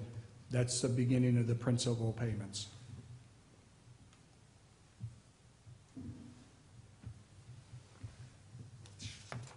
So that's what you see that makes up this additional debt service. And some of it falls on the operating fund when you look at the debt service for the admin building. This is a breakdown by department. Remember, a significant portion of this is the increase in retiree health costs. And the decrease here in admin services, that's an item you're going to see later on today about moving the PIO, Joel's position from admin services over to water resources. And the decrease here is the retiree health costs. So this is just the operating budget. Now, here's the big picture. Last year we had a balanced budget, a little bit of a surplus. This year we're projected to be $1 million in the hole. Why? It's this number right here. Yes, our revenues did increase a little bit, and yes, our expenses did increase a little bit, but we're bringing in less funds from other funds into the operating fund to help support its costs. Some of that is in terms of the dollars associated with payment of the BBVA loan. Some of it is also in terms of the R&R fund and the CIP fund supporting salaries and benefits. And again, on that one, that's, the reason that that's going down is because that's our experience this past year, is that we overestimated the amount of those funds that would be used for projects. And again, that's our staffing, our own staff working on these R&R projects and the time that they bill against those projects. We continue to want to maximize that as much as we can because we believe that it delivers a better product and it's more efficient than having to rely on outside contractors and consultants as much. But it's just, we have to realize that what we budgeted was not accurate, and I think we need to be conservative in that going forward this year. One other thing that may provide some clarity here is on the debt service. Even though we reduced the BBVA loan by $700,000 and we increased the admin building fund loan by maybe $600,000, what's not in there is the transfer in from the expansion funds to cover that debt. We were using that, so all the additional debt falls to, for the admin building loan, falls to the operating fund. So that's where a lot of this is coming about, is we're looking at that cost. We were also using one-time monies in special project fund to cover capital outlay to the tune of $332,000. That's changing. We also had to backfill the New Hogan increased cost. That's not there anymore because we can't fund ongoing expenses with one-time revenues. Yes, sir. I'll keep my question for later. So, what's my plan to address this besides having a bake sale? The big sale. Recommending that we defer the payment of the admin building loan to 18-19. That will reduce the deficit to $432,000. I've already done some adjustments, taking out another $30,000 to $40,000. We can defer some vehicle and equipment replacement to bring it down. And this, to me, I'm not going to call it the nuclear option, but I don't want to go down this path of putting more property tax money into operations. Because once you go there, you're committed to almost in perpetuity. Just like we were going to try to do it temporarily in 12, 13, or 13, 14, take it from 85 or 75 to 85, if we haven't gone back. We're going to become more and more dependent on property tax to subsidize our operations. And there's always the threat that those property taxes can go away. Now, a discussion of property taxes, we'll get into this when we're looking at the financial analysis, because it has to do with whether or not we have enough sewer revenue to overcome our deficit in that fund. We have three categories under property taxes. We have the general CCWD property tax. We have improvement districts, Ebbets Pass, Copper, and Jenny Lind for the water side. And then we have 3 improvement districts on the sewer side. The bulk of the money, when I look at this, goes to the water side, those improvement districts. So we have to start allocating that. The sewer improvement district should go to the sewer fund.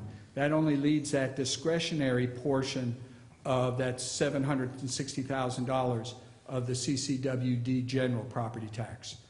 Right now, if the way we have that set up, about 32% of that portion goes to help fund the sewer operations, 68% to water. So we do have a little bit of flexibility, Director Strange, when we're looking at that, but the financial analysis is going to tell us if we take funds away from that, what's it going to do to our water fund? That's the next story. But that's just kind of a backdrop to you, so you understand that we have some commitments to how that money can be used, and being able to move it around is more restrictive than what we thought it would be. But again, when we look at, we anticipate about $410,000 in property taxes next year going to the special project fund. That's at 15%. Once we go there, we're not going to be, I don't think you'll ever come back. And that's my fear. We need to have that money available to us to fund things like the vac truck, to fund these one-time expenditures that we have no other funding source for. Because your R&R funds, when I get to the CIP, are also under pressure. That's where I end for operating budget. Jeff, at the Finance Committee, you kind of, you characterize where we're at and kind of some of these recommendations as a bridge year Yes. to really think about. And that's the only way I could see contemplating any change in the property tax allocation to move to 100% for operations is if it's truly and really respected as a temporary measure. Because we just, again, the impacts to the reserve funds, which are already, you know, we need to protect and preserve those. We've got other really important reasons to do that. So I think maybe that's the way, if we do even entertain the ideas, as you described it in Finance Committee, I think is how do we use this as a stopgap maybe to get us through, you know, within the next fiscal year, but really recognize this cannot be the long-term solution for this. You know, I mean, deferring for another year, just a question I have then, do you perceive that the following year's budget's gonna be so much better that then we can address that $571,000 admin building loan? I mean, I didn't realize that, you know, that's the year to take care of it, and I'm being facetious in saying that. Yeah, So- I understand. And that's one of the questions we have, short-term versus long-term, because that is still going to be out there. Right. We may want to consider restructuring the loan, taking it out beyond 5 years, although, remember, your debt service is what people look at when you try to take out new loans. The other thing what Dave suggested, and I remember mentioning calling it a bridge year, we talked about that. The bridge year is between now and when we have the financial analysis study complete and we identify our revenue requirements and revenue deficiencies. That bridge year would require us to have additional revenues coming in on the two of the four major categories, and that is rates. So if you're thinking of going back to the 85-15 split, using this as a bridge year, we would have to identify and be able to count on new revenues for next year, not only to cover some of this, but as you pointed out, Director Strange, that admin building, because it's not going to go away. We'll have a little bit of extra money because we don't have to pay the operations side of that BBVA loan. But you're not going to have it all because costs are going to continue to go up. That financial analysis is going to be key for this district to plan its structural integrity, budget integrity, fiscal integrity over the next 5 years. I don't say we're going to do it all at one chunk, but we have to commit to a strategic plan to make sure that we're financially sound. We can't keep kicking the can down the road. We don't know what the state's going to do as far as water conservation is and possible long-term water conservation is for life catchphrase. Yes. Before we start talking about raising rates to cover these expenses, I do want the board and everyone to be aware of the motion that was made in 2011 when we did our last rate increase, where it did require, or will require 4/5 of the board to change that. All that new money from the last increase, and all three of those increases, where actually we only had two increases of the three that we had approved at that time, but all that new money is going into currently capital improvement projects, the R&R program. And if that was changed, somewhat, slightly, that would provide additional benefits for operations as opposed to all that money going in. It could be changed to 80%, 90%, 75% of all the new money going towards capital improvement projects, where our capital improvement, which is very necessary, still is very necessary and as important as it was at that time. And the promise that we made, we were going to continue with the capital. We've done it. We've got all these projects going on. We've got shovels in the ground, and we have funding for future projects that we've seen in the last couple of months. Had a good program on what we have coming up. That could slow down a little bit. I mean, instead of getting all those projects done in the next 5 years, we might get them done in the next 10 years, and still be effective. It is another option that's available to us. There may be some limitations to that. Prop 218 limitations and debt service limitations, because we do have loans on those funds. And those revenues, based on that rate structure, were pledged as collateral for those loans. It will require us to do some legal analysis under Prop 218, because we did go out to the ratepayers and say these funds are going to be used for capital projects. However, But we did put a four-fifths vote I'm- structure yeah, in there, so. that's a lawyer to look That, at. that's actually something Jeff and I have been talking about. I think we need to have our general counsel and our bond counsel give us some advice on what are the constraints on that, and the ability to exercise the four-fifths trigger that was put into place, because we need clarity on that one for sure.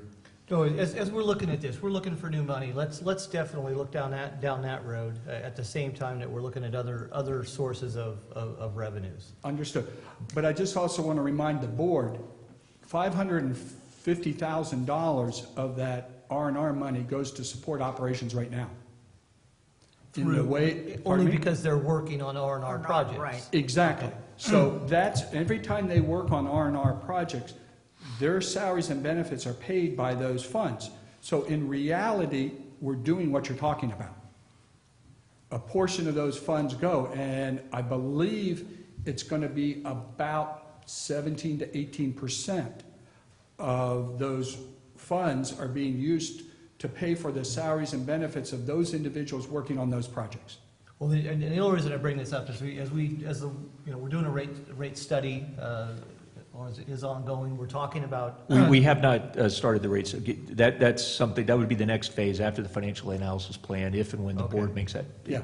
Okay. Yeah. And the only reason I brought that up is because if we plan on using more property tax, we have to have, and say that it's only going to be for the bridge year, you have to have a real plan to backfill those property taxes. Instead of going next year, says, whoops, we're going to have to do it again. And why we call it a bridge year is the financial analysis. You're going to see the draft beginning of June, but you're not going to get to the final financial analysis till after the budget's adopted.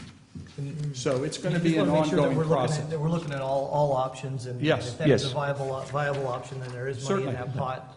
Just a transferring around without, if it can be done. And it's going to be kind of weighing the risk on that, especially on the wastewater side, since that's basically R&R. I mean, it's incredible that we have it. I mean, but you look at the list of projects we need to do and the risk associated with that, from contaminating source water at Tulloch to the safety of our employees, and it's particularly with the fact that last increment was repealed by the board, is, that really concerns me, the idea of us making changes to that. But we have to, I get it that we have to explore all of those things. I mean, part of it, it's almost like kind of on the conservation side, where when we talk about the base rate, the volumetric, and how our rate is structured, that we're subject to, the fluctuations on where, related to, water type, water use, all these things that you can't predict, and you just, and so we ride that wave on where the public goes.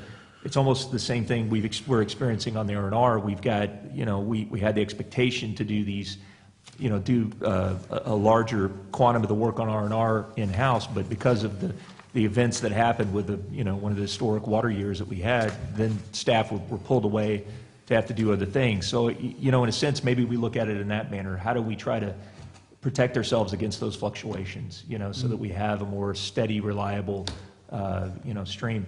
The other thing I want to just note is that, the revenue side we have to look at, we obviously have to look at the expenditure side as well. And one of the things I think we have to look at is, we've got approximately 50% of our employees are going to be eligible for retirement within 5 years. Don't know how many of those people will actually retire. We're going to have to evaluate, I think, every position as they become open about, what's absolutely essential, how do we best, meet our needs. I mean, I can tell you we've contracted quite a bit over the last number of years before I got here, and I know that, having looked at those positions that we, special operations, we would very much like to add, it doesn't seem to me that we have too many positions. I really don't think that, but I think that we're just going to have to be smart about it. I mean, there may be ways that we can make changes to some of the positions or, functions to, achieve some cost savings and still be able to meet our basic needs. So, that's got to be part of it as well. As those 50%, you said 50% of our workforce is eligible for retirement within 5 years? Yes. Well, and the other thing to look at or to think about was when we're replacing those, not all those positions, not only will they not have to be replaced, but when the ones that are replaced will most likely be replaced by an individual with less experience, a new person coming into the workforce who's not at the tail end of the earning scale, but more at the beginning end will be a little bit of savings as well. Yeah, and there'll be savings in PERS costs for a while. Well, and I appreciate your comment, Dave, about that, because that's not what I see. I mean, in the past, I've lost, my professor position because of a reduction in workforce. That's it. Sorry, we got to cut $3 million out of our small community college budget. We can teach your program with part-timers. Goodbye. And that's the reality, good or bad. And you talk about the nuclear decision, and that's probably one of them. But this idea of where are we with staffing? What's essential? What isn't essential? Or the benefits of, now maybe it may or may not be something we can investigate, but the quote-unquote golden handshake type thing. I don't know if that has pertinence in this agency, but where they just try to get folks, into the retirement system sooner than later, and incentives to do that because of the cost savings on the other end that happens from that. So I don't see that as an option up there, but I think it needs to be an option. Right, and I'm looking for an option for this coming budget year. In looking at long-term strategy, this is where this 5-year fiscal analysis is going to be. We're going to have a lot of opportunities to look at this. One of the things we have to remember too is in the utilities, these guys are driven, based on the work they do, they have to have certain certifications. You just can't pull people in off the street and do this work. So it's a very complex process to ensure that the people coming in have the certifications to be able to do the work, because we're in the public health business. So it's going to be a process we can't decide today. And I didn't come here for a decision today. I came here to start the conversation. Right. And there's a number of things we're going to be looking at. And Director Adamant, I agree. We need to look at all options. We need to look at the expenditure side. We need to look at cost sharing. We need to look at all these options. I'm the last person who wants to go out and do a rate increase again, because last time I was at the front of it. I know what it's like. And you're at the front line too, because you're the ones that do the vote. We have to figure out and lay the groundwork for a sustainable business here, because we got to be here forever. One of the statements that I keep remembering you're saying is building a bridge. So let's build a bridge to get us into the next year until everything can be finalized. One of the things that you didn't discuss was revisiting the property tax split. That's what we were just talking Well, about, going no, from no. the, yes. Yeah, go ahead. That's what going from 85-15 to more of 100 to 0. That was what I was waiting to hear you say, because if we talk about building a bridge, we do it for 1 year to help us get through this thing.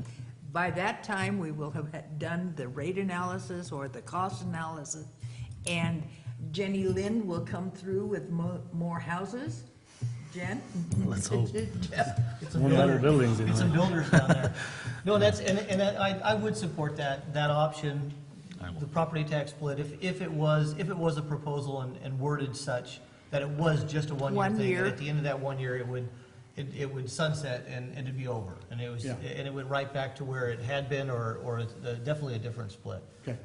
The other thing I want to do is, again, go back and revisit, because I was able to find some savings, obviously, in a week, and we're going to continue, the department heads are all going back and looking at things, seeing what they could do differently. So that's something I want to continue to work on, but I really do appreciate the input.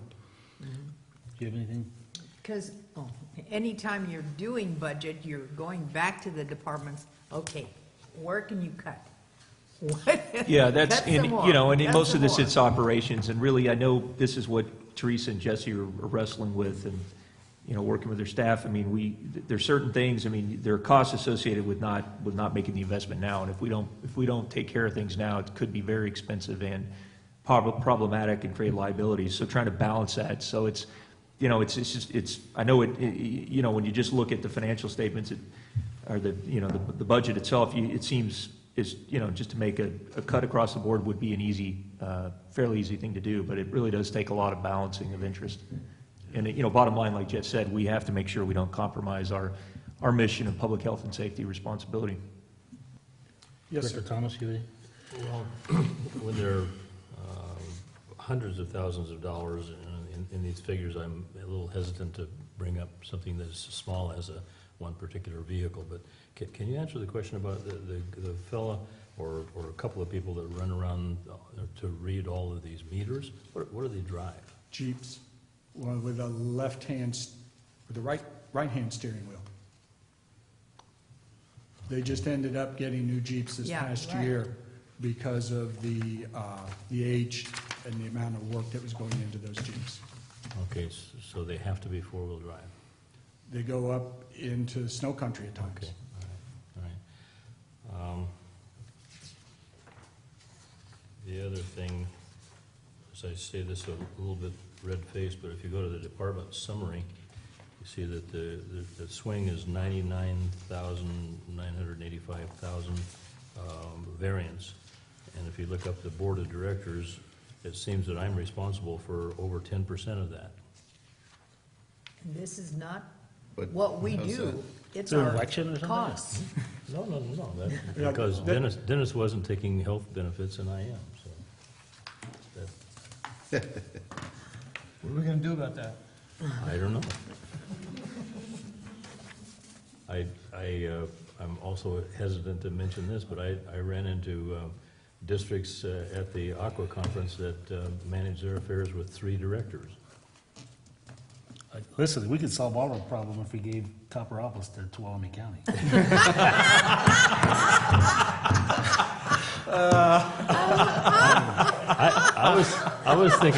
I was thinking about. That's the big expenditure, isn't it? Now we're thinking outside the box. We're gonna have to go back with that. I was thinking about moving the line to Stanislaus. That'd be a better transition. You'll be with your friends again. Yeah. Does anybody else have any comments? I've got a few. I just kind of want to try to wrap up here. Sir, Anybody else? A couple things. Maintaining the reserve fund, I think that was probably the most important economic decision that this board ever made. It was made a long time ago. You know, I think people don't remember that money was just all distributed to individual board members, and we consolidated it and did. I didn't get mine, Jeff.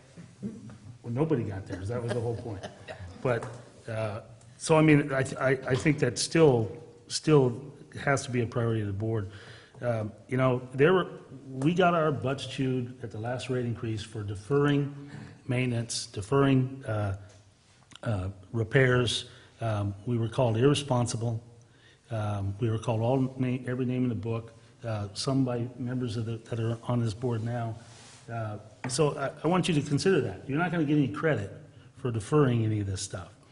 All we're going to get is the anguish of why we didn't collect more money, why we didn't save more money. That's how the public is going to see this. I think that one of the things that we don't ever talk about, and we need to have this when we have to tell the story, is what is our expense just on Sigma? You know, that's a new expense that we have to incur. And the public needs to see that what the state is doing with, you know, there's probably 30 laws on the books right now that some way are going to affect our staffing and reporting and all that stuff. You know, I'd like to see us start to at least compile some stuff that explains to the public, and even our own staff. You know, our own staff probably doesn't have any idea what Sigma is and how much it costs our district to monitor and operate that. Yeah, we've just started to scratch the surface of that, for sure. But that point is essential. I mean, it's all part and parcel of being in a regulated environment that we have. I mean, everything we do is permitted, regulated, you know, with legal requirements, state and federal. And that's something we've been talking about. We really have to tell that story. Maybe as part of as we go through our financial analysis plan and we talk about, you know, what it costs to, you know, and you know, the entire picture, maybe that needs to be part of what we bring forward to the board and in public to try to get that information out. Well, I for one would definitely like to see that. So. Just to interject, part of our discussion last Thursday with HDR focused on that, trying to identify that component. Yeah, just the recent regulatory changes, what they change in our staffing and mandatory reporting, all of our fines and fees. I mean, I know that our fines and fees, or not fines so much, but fees have gone up, you know, 1,000% in some cases over the past 5 or 6 years. Yeah.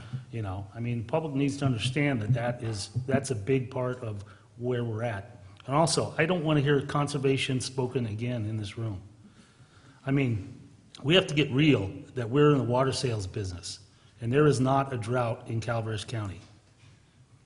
To whatever extent that we have to report and regulate according to what the state does, I want to see it be at that minimum and not anything more. I mean, this is a part of our problem here, is water sales. I agree 100% on that. I mean, I appreciate everybody's efforts, and I'm not jumping on anybody. I mean, we did exactly what we were supposed to do, and there was good reasoning behind it, you know, but we're at least for now, we're past that. And I'm not saying we're going to go out there and talk to people about, you know, spray your driveways down, but if we're going to have a conversation, let's talk about, you know, proper water use. You know, I think everybody in Calaveras County should feel safe enough to have a nice garden.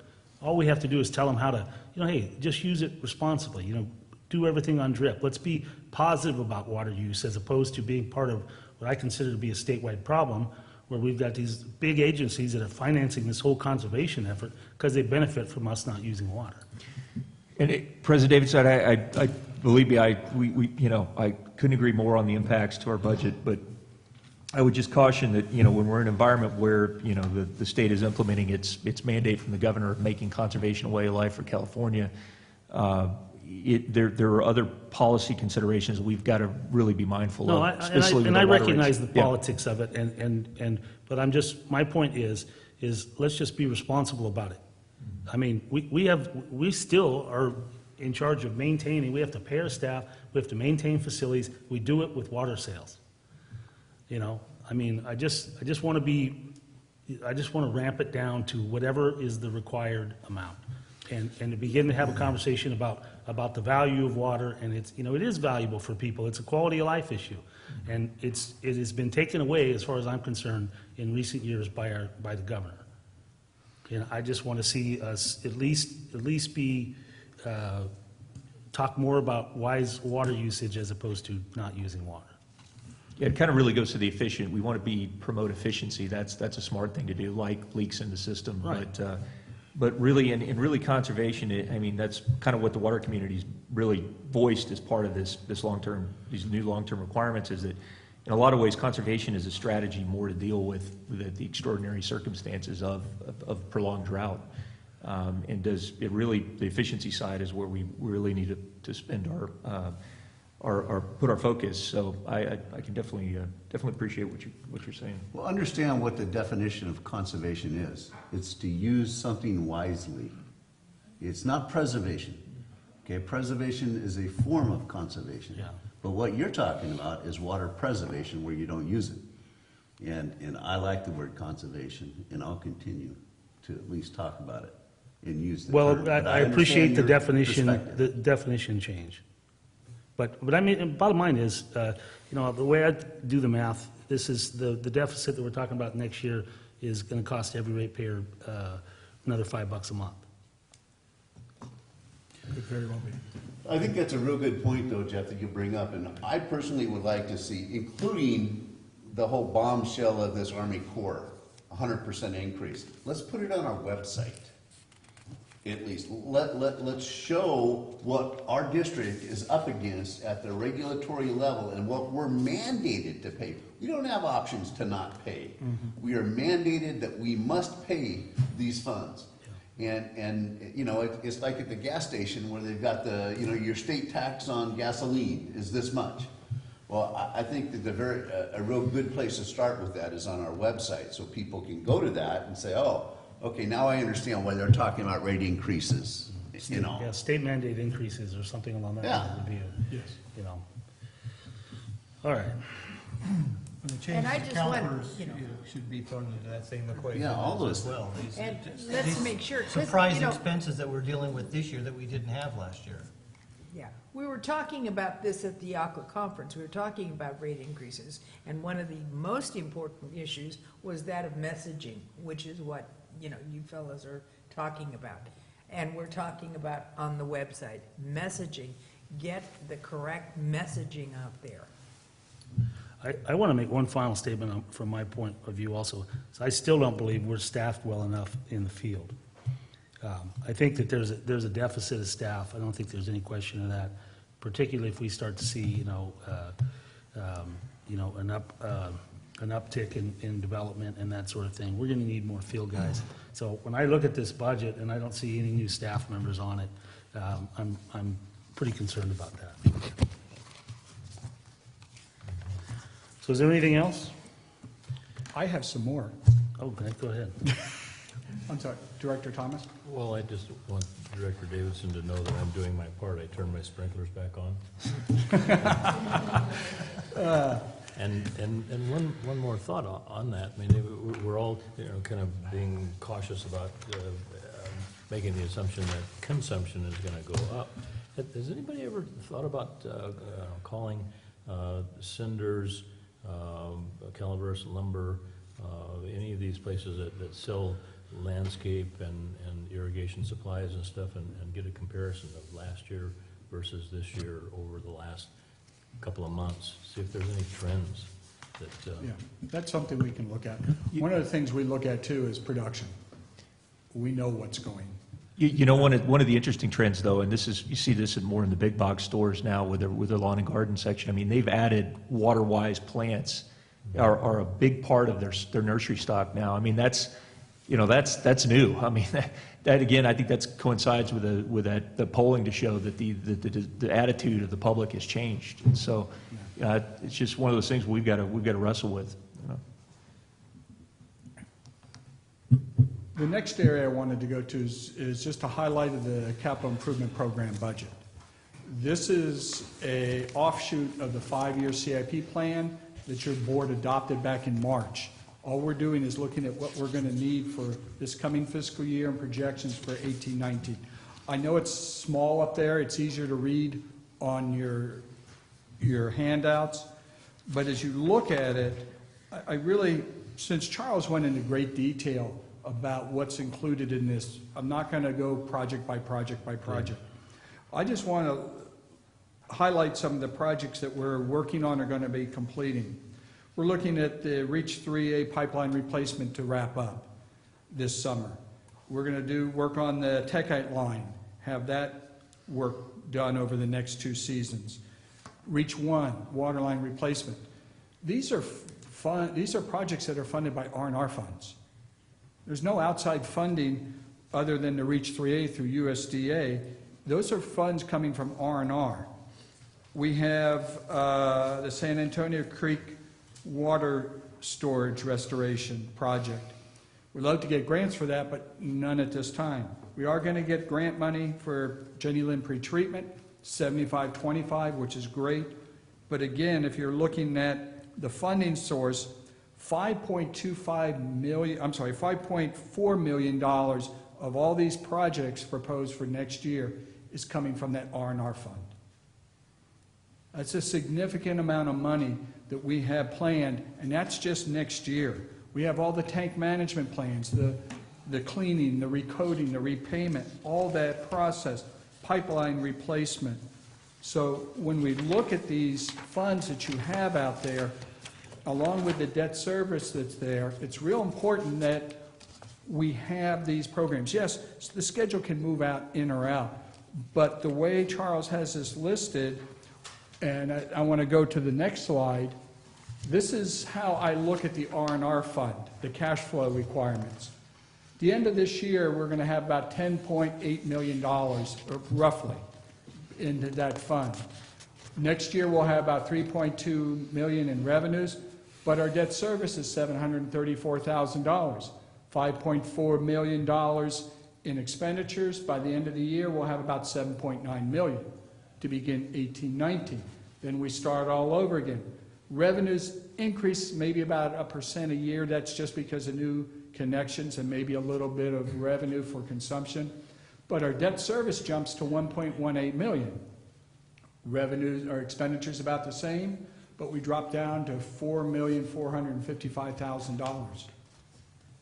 This is what we have to look at for funds available for that. And then again in 1920, the time frame that you see on this spreadsheet, we have $3.3 million in revenue, another $1.18 in debt service, but we jump up to $7.2 million in projects because we're looking at the San Antonio Creek project. Well, if we go forward with that, that's $3.5 million and more tank management. We're in the hole. Now, it's all can be managed when we're talking about moving scheduling out because we're looking at debt service going, finishing here in 2021. So we can shift. So you're going to lose that $1.1 million. But what I don't include here is the debt service for the USDA loan component of it because we haven't gotten the final numbers from USDA because they give us advances and we haven't gotten the final what it's going to be. That's going to have to come out of these revenues as well. That's a $2.3 million loan. So as we're looking at funds, I also look at cash flow. And so when we look at 1920, of course it can change because something may catastrophically happen. A tank, or we get grants that we can deal with to help offset some of these. Charles is still going off pre-disaster mitigation funds for our Redwood tanks. Things can change, but the pressure on that R&R fund is significant. And it gets even more difficult when you look at the sewer fund because of the cost of the projects. And the fact that when we look at projects in certain areas, I'm not picking on you, Director Thomas, but Copperopolis does not qualify for low-income loans or grants.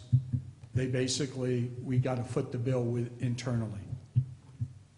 So looking, and I know I've talked way too much, looking at the sewer side, you can see one of the biggest projects we're going to be looking at is Pond 6 enlargement expansion down at Copperopolis. We had issues this winter that you're aware of because of the high flows and such. We may not, we have a permit from DSOD for expanding that, but we have to start work on that in 2018, or else we have to go back to the board for them. Well, let me come back to that, because, I mean, is that a regulatory change? Or is that was it just a high flow year? I mean, has the regulation changed to cause that to be in violation, or what's the reason for it? The regulation has changed. I don't know that the regulation has changed, but it is a regulatory requirement. I mean, there's no doubt. I mean, we're doing this because we've got requirements on the from the regional board on of course, because it's a sewer facility, and then we've got DSOD, Department of Safety of Dams, because of the fact that this is a It didn't have anything to do with our new license or anything? Well, they did restrict the amount of freeboard we could add. Okay, well, that's my point. I mean, Yes. when this happened in La Quintina years and years ago, we assessed the people of La Quintina, the existing, because it was a deficiency that happened.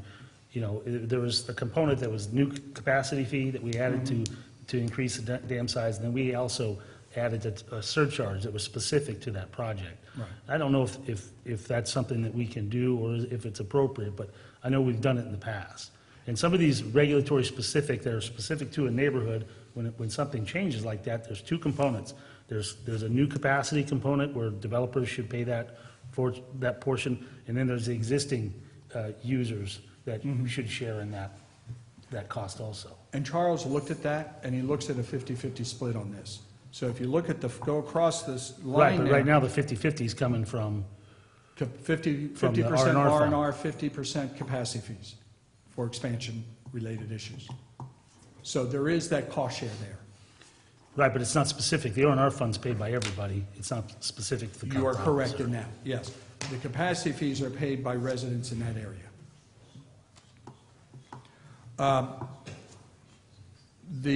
We're hoping to get going with this West Point Wilsonville project, once we get through this analysis and looking at that. That would be 100% grant funded. We have lift station projects on there. The Copper Cove Lift Station 8, 12, 13, Force Main Bypass, that's a pipeline that goes under the lake. And then some of the other issues we have with lift stations there as well. If we look at this, we've got about 1.75 million in projects for next year. Coming back to my cash flow, we've got about 3 million, we will have about 3 million beginning of next year, revenues of about 1.2 million, debt service of 377. That's static or pretty much level because we've been paying principal and interest. But with the 1.125 million in expenditures, we dropped down to 2.7 million. And you can see how we, at the end of 18-19, we got just under $1 million and we'll be in the hole if we look at 19-20. Again, it's timing, but Director Davidson, you're correct. When we look at the largest portion of that is Copper Cove, maybe there's something that we have to look at for something because it directly impacts them. And also when you're looking at this, the master plan update will work hand in hand with this process.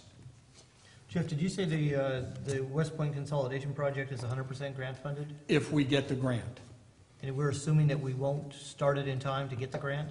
Is that Well, why the we have to grant's not prove to listed? them that our sewer fund is operating in the black. And we intend to do that. I mean, that's our goal. That is our goal. Okay. So we don't have any of the grant money on here right now? On No. the previous slide? We're gonna have to, they're gonna No, want us to it raise is. rates It's on, before they give it to us. it's out here, right there. That's not 100% of the project, though. But we're only budgeting 250,000 for next year. That's the Oh, I first see. This is a year. cash flow for this Okay. fiscal year 17-18. Okay, thank you. So the bigger issue on that is dealing with the state to show them that we, that somehow creatively we can get our wastewater in the black. And that's what this financial analysis will help us, because we're going to be looking at things by fund. Right? This budget is collective. It's our second largest project out there, and we could get 100% funding for it. And it's necessary, and Yep. we reduce costs going forward to perpetuity, because we only have one permit up there instead of two. And it affects everything we do as well. Yeah. I mean, our ability to do any of the other projects, like relocate the sewer line out of the reservoir, are dependent upon access to those funds, so we don't have to reallocate. Yeah. Yeah. It's being proactive instead of reactive, because the state 3-4 years from now can come us and tell us, sorry, you have to do this. We want grant money. Right. We were giving it to you before, you said we couldn't qualify. So I'd rather take it now. And this is what the analysis will allow us to create strategies to address that. We got, okay, where are we now? I've got to address the shortfall. You've given me some input, very valuable. I'm going to go ahead and submit to you the budget package on June 8th. That's when we have the draft financial analysis. All I'm going to do is show you the adjustments I've made.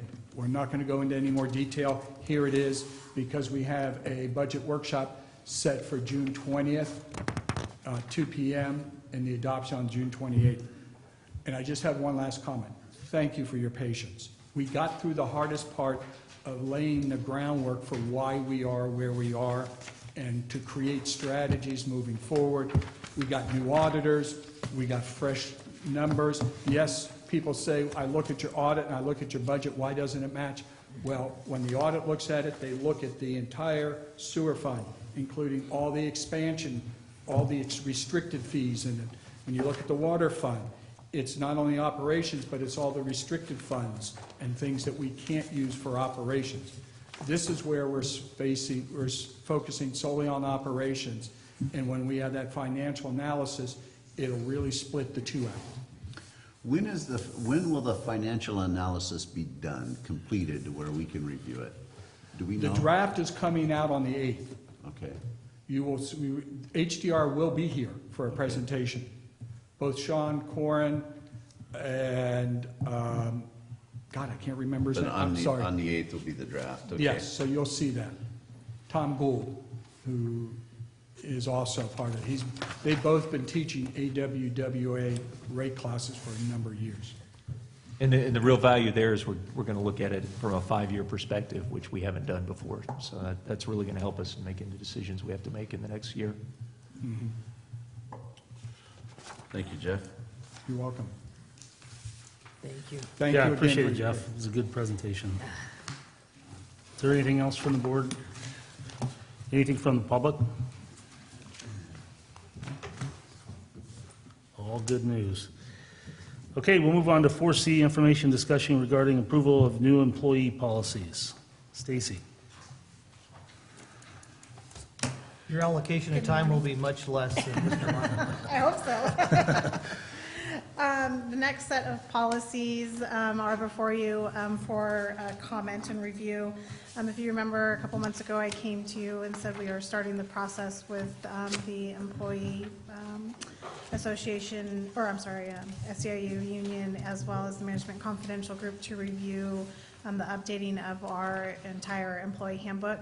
So this is the next set of policies that we brought forth for you. It's section 6,000 rather, that deals with our benefits. Everything has remained the same with the exception of the holidays policy, which we'd like to add the October Columbus Day How holiday. how did we miss that one? I don't know, I'm surprised myself. Yeah, Does anybody have any comments in regards to No, I the think proposed I think policies? it's great, and this should be done, it should have been done more often, and I think that it's fantastic. Again, I think I said this before, I'll probably say it again, that taking a look at into this much detail and reviewing this, and I think it's a good job and something that was in great need. Thank you. and so what does this mean as far as our employee handbook is concerned? Does this finish it now? Oh, no. We, probably 2 or 3 more sections that we'll bring to you for review and comment.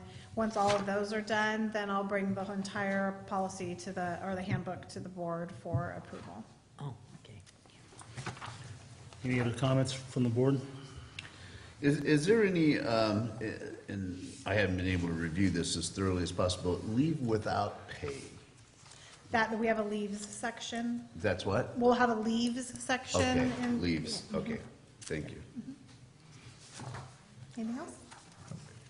So what are you asking for today? Nothing, just comments on the policies. Are there any other comments on the policy? No. All right, Okay? great job. Thanks. Okay, 4D, discussion and action regarding amending fiscal year 2016 personal allocation. General Manager. In the restroom, I'll be right. Indisposed. Well, did he take his phone with him? No.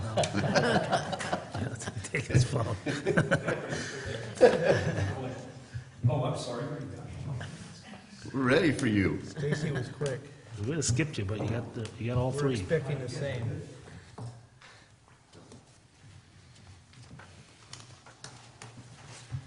All right.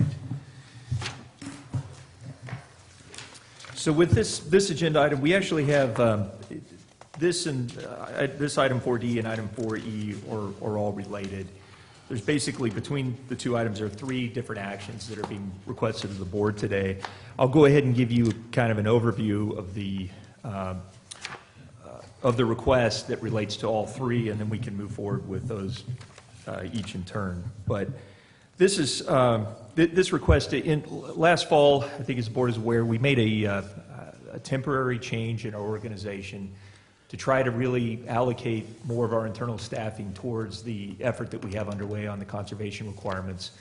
When I was appointed to the Urban Advisory Group of the state back in the summer, and we kicked off those meetings with the State Water Board staff and the Department of Water Resources staff, they were working to develop a framework to implement the Governor's Executive Order 3716 to make conservation a way of life and to take the requirements of 20 by 2020 that were adopted in 2009 and to take those and make them more stringent for agencies across the state and those that we serve.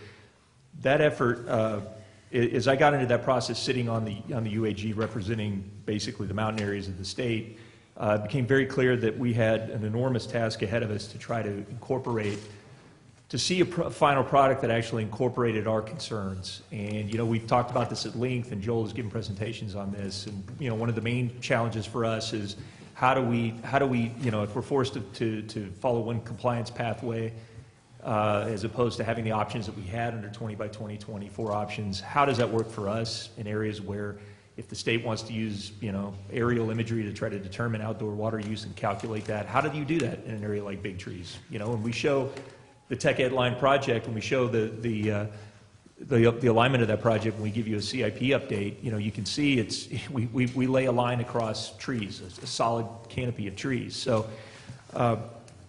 you know, and again, as we talked about earlier, the results of these new requirements and these mandates from the state can have a big impact on us operationally and fiscally. And so it is really a wise investment for us to be involved in that kind of advocacy. So with that, I asked Joel to allocate more of his time towards that effort. Joel has been in a position of managing the serving as our public information officer, our community relations, our outreach, and our you know, issuing of information to the public, press releases, things like that, and as well also running our conservation program that we have at the district. So all of the rebate programs that we have, Calaveras Conserves effort, all of that kind of thing. This was a realization to me that he needed to be there as part of this group advocating on behalf of our interest in the context of the advocacy across the state that we've been able to be, we've been very successful at. Our final comment letter on the draft framework at the end of last year had 114 agencies in California. This was convened, the effort was convened through Aqua, basically kind of serving as a clearinghouse for that. But that was a tremendous accomplishment, and we want to maintain that kind of alliance, to have that strength within the industry to speak as one voice. One of the key issues advocated through that effort, and I think I've said this before, but is really that our issues are part of that. So the issue about us being very concerned about how the single compliance pathway would affect us is one of the key issues that's being advocated. This effort has led to work on a legislative front, and our board has taken a position on the bills that we've worked for, and that work has included a lot of effort by Joel and his role in working on this, as I asked him to make that allocation of additional time to this effort. To make that happen, late last year, there was a temporary reorg where Joel took on the legislative and policy side work, particularly around the conservation effort. And Stacy Lawler was very gracious and offered to take on the responsibility of managing the staff of customer service. And so that's what we have had in place since late last year. I think that it does work. I couldn't be. I really think they've done a phenomenal job, both of them, in taking on these additional responsibilities. But the reality is, if we're going to continue with this, it needs to be made on a permanent basis. And so, over the last several months, I've been working with staff, with the management confidential unit, and keeping the customer service staff. I've met with them, and we've kept the officials from SCIU informed as well, that we really wanted, that I want to make this change on a permanent basis and go to the board and take the actions necessary. So with that, today I'd like to present what I see as kind of the vision for that on a permanent, within a permanent reorg. First of all, it would be with Stacy's position, right now her position is Manager of Human Resources. This would be to change that position to a Director of Human Resources and Customer Service, so that she would have both functions. I think it's appropriate to make the change to a director-level position, given the additional responsibility of customer service. That's a lot of additional work for her and responsibility. Obviously, that's one of our, well, it is our prime interface with the public, and we have to do an outstanding job on that. So that's one, and I think that having her in that place on a permanent basis works. I think the group has responded well to her leadership, and so that's what's being proposed. As far as Joel's position, it would be so as before he was public information officer and managing the customer service and community outreach, would be to remove that function of the customer service, and instead of that have him serve as our manager of external affairs. So that includes your public information officer function, communications, and also legislative policy work. So that would include the conservation policy work, plus all the other things that we have to deal with at a state and federal level, to really be our lead on that.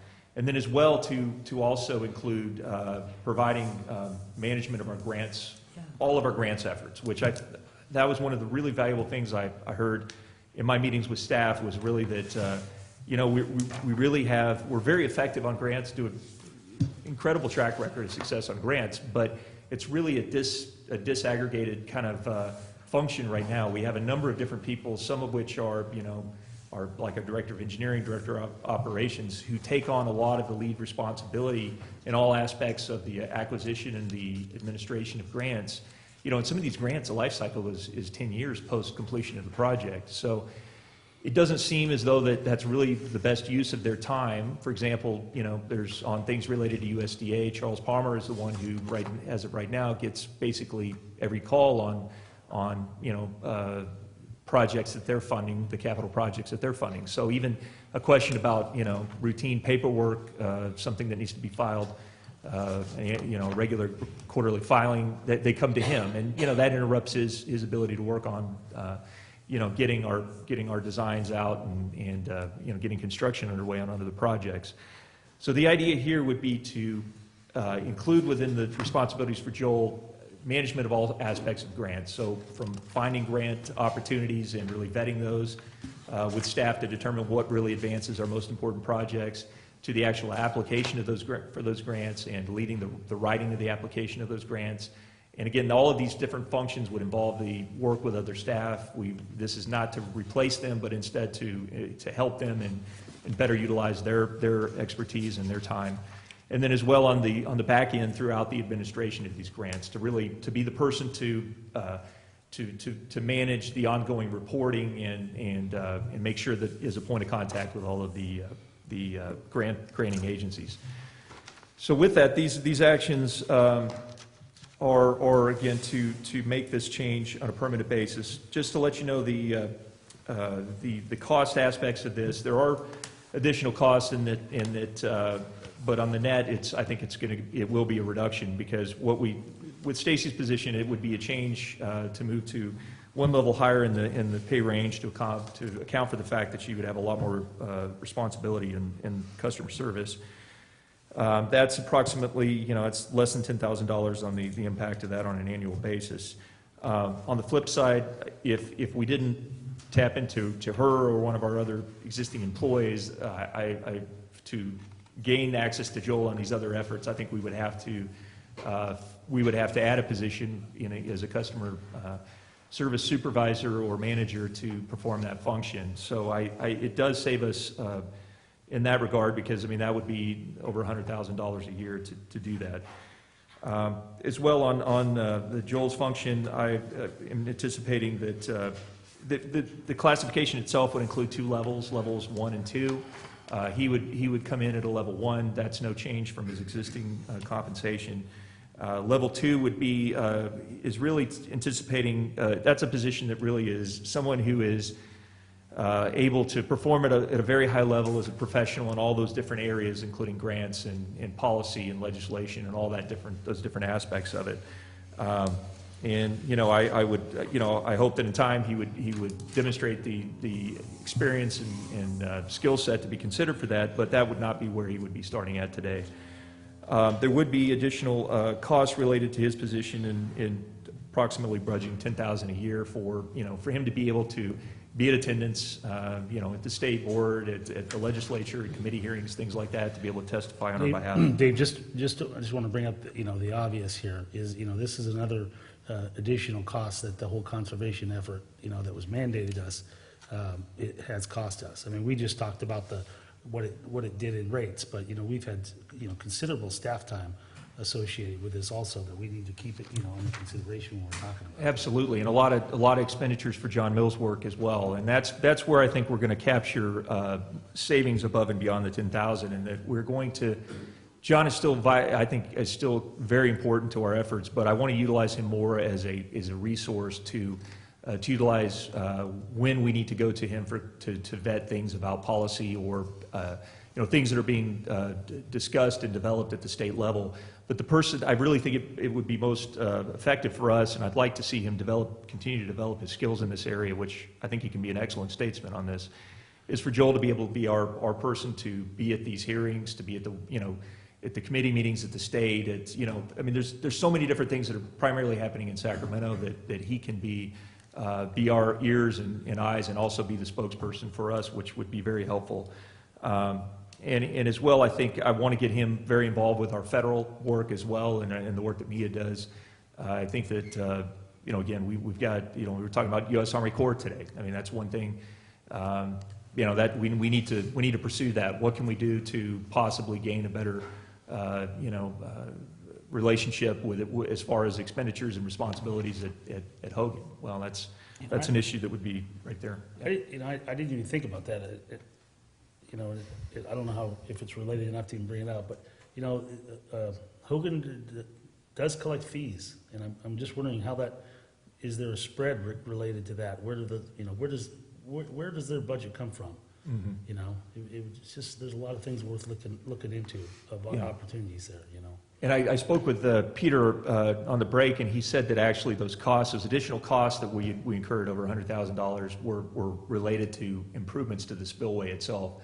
So a lot of the, dam and, construction projects on the dam, on the spillway, those kind of things. But they're also, obviously those recreational aspects. And the fact is, we've got a tremendous resource in MIA. Her strength and a lot of her clients are related to Army Corps work, so let's pursue that. Yeah. So with that, I'll just move forward then. So with this item, the first item would be a request to adopt a resolution that would amend the fiscal year 2016-17 personnel allocation.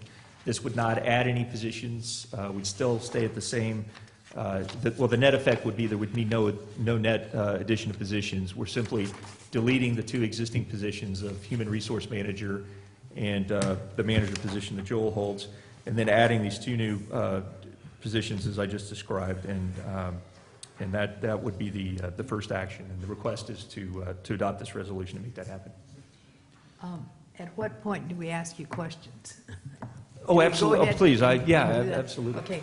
I read through this. I had made some time to do that, but are you also going to be giving Joel an assistant? Because he's talking, reading all the details of what he's going to be responsible for. That's a heck of a job. It is a lot, and it does concern me that I don't want to overwhelm him. He is. It is a lot. Joel can leave the room if you But want. I think I think really.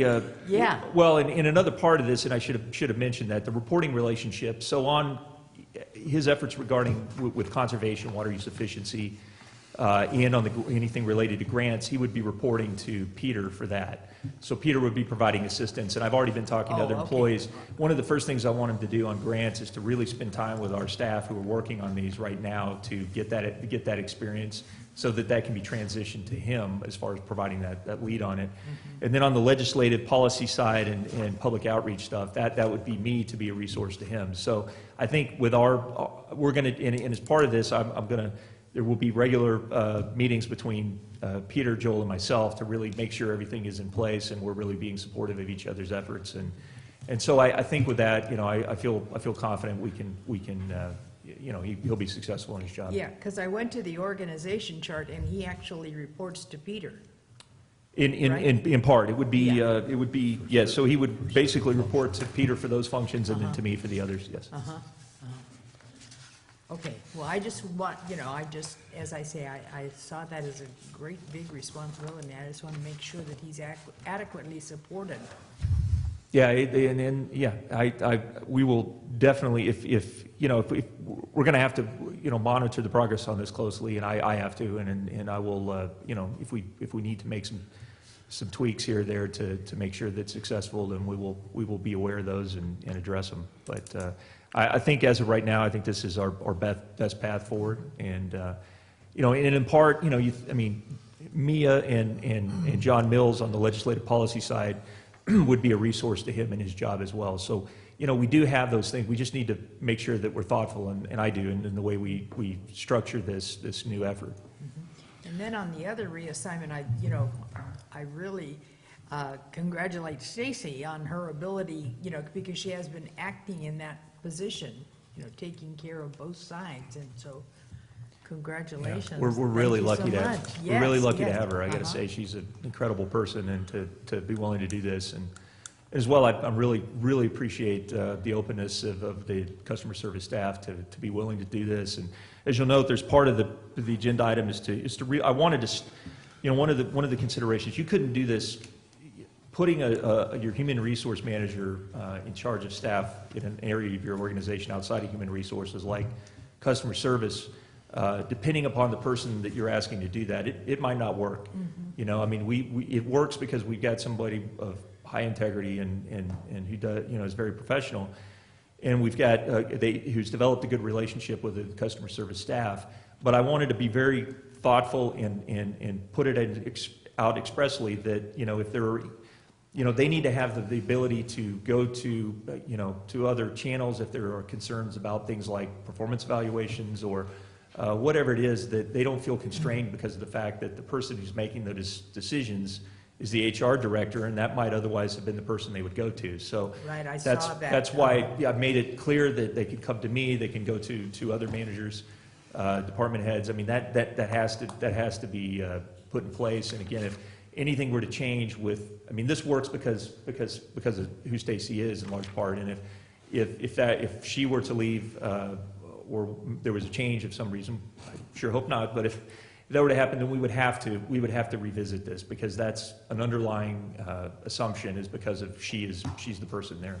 Well, that was my concern, and that was the only thing I was going to talk to is where do the employees go when they have a problem? When they're reporting to the HR director as customer service manager.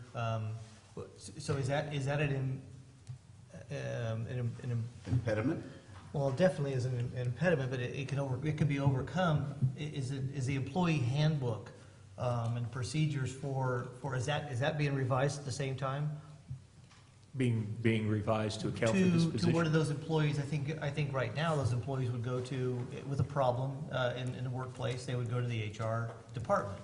And if the problem is with their immediate supervisor, and you just said they could come to you, has that been formally put in writing and expressed to the employees in that group? Yeah, that's why it's not captured in the employee handbook itself, but that's why I wanted to state it here in this report. And in fact, I think we can, and I can further, document that as part of this, but that having, me as a direct line to come to me if they have concerns, to be able to, that they don't, or they can go to, Deja in HR department. I know she works for Stacy, so there needs to be other opportunities available to them. That's because that is one of the key concerns that I heard. But I think that based on what is put in place here and making that a firm commitment, that as long as this is in place, that will be the way it works. That I think that that does work from a staff perspective. I wouldn't bring this recommendation to you if I didn't believe that was. Well, and I believe workable. it can work in knowing the personnel that we're working here, and knowing you and knowing Stacy, having worked with her for this period of time. I'm pretty sure it will work. I'm just talking about the legality of it. In case there is in the event that there is a problem, have we crossed our T's and dotted our I's in the way in a way, in allowing employees, knowing, the employees know where they're to go when and if there is a problem. Yeah, I believe we have covered our bases. This is why we're very, I think it was really important to be very transparent in this with both of our unions and the representatives, and I think sitting down with the staff themselves, and you know, I mean, where I could see, you know, there being a situation where we'd have to particularly make an adjustment would be, you know, typically if there's a disciplinary action and that action is appealed, the appeal, then you go through a formal scaly hearing process, which is, you know, one of the legal requirements for that, a right of our employees to have that, and that's recognized in our MOU as well. And as of right now, I sit as I'm the default, you know, person who sits and hears those appeals and then renders a decision based on the information that I'm provided on what is the proposed discipline and what is the person who's appealing, what is their counter to that.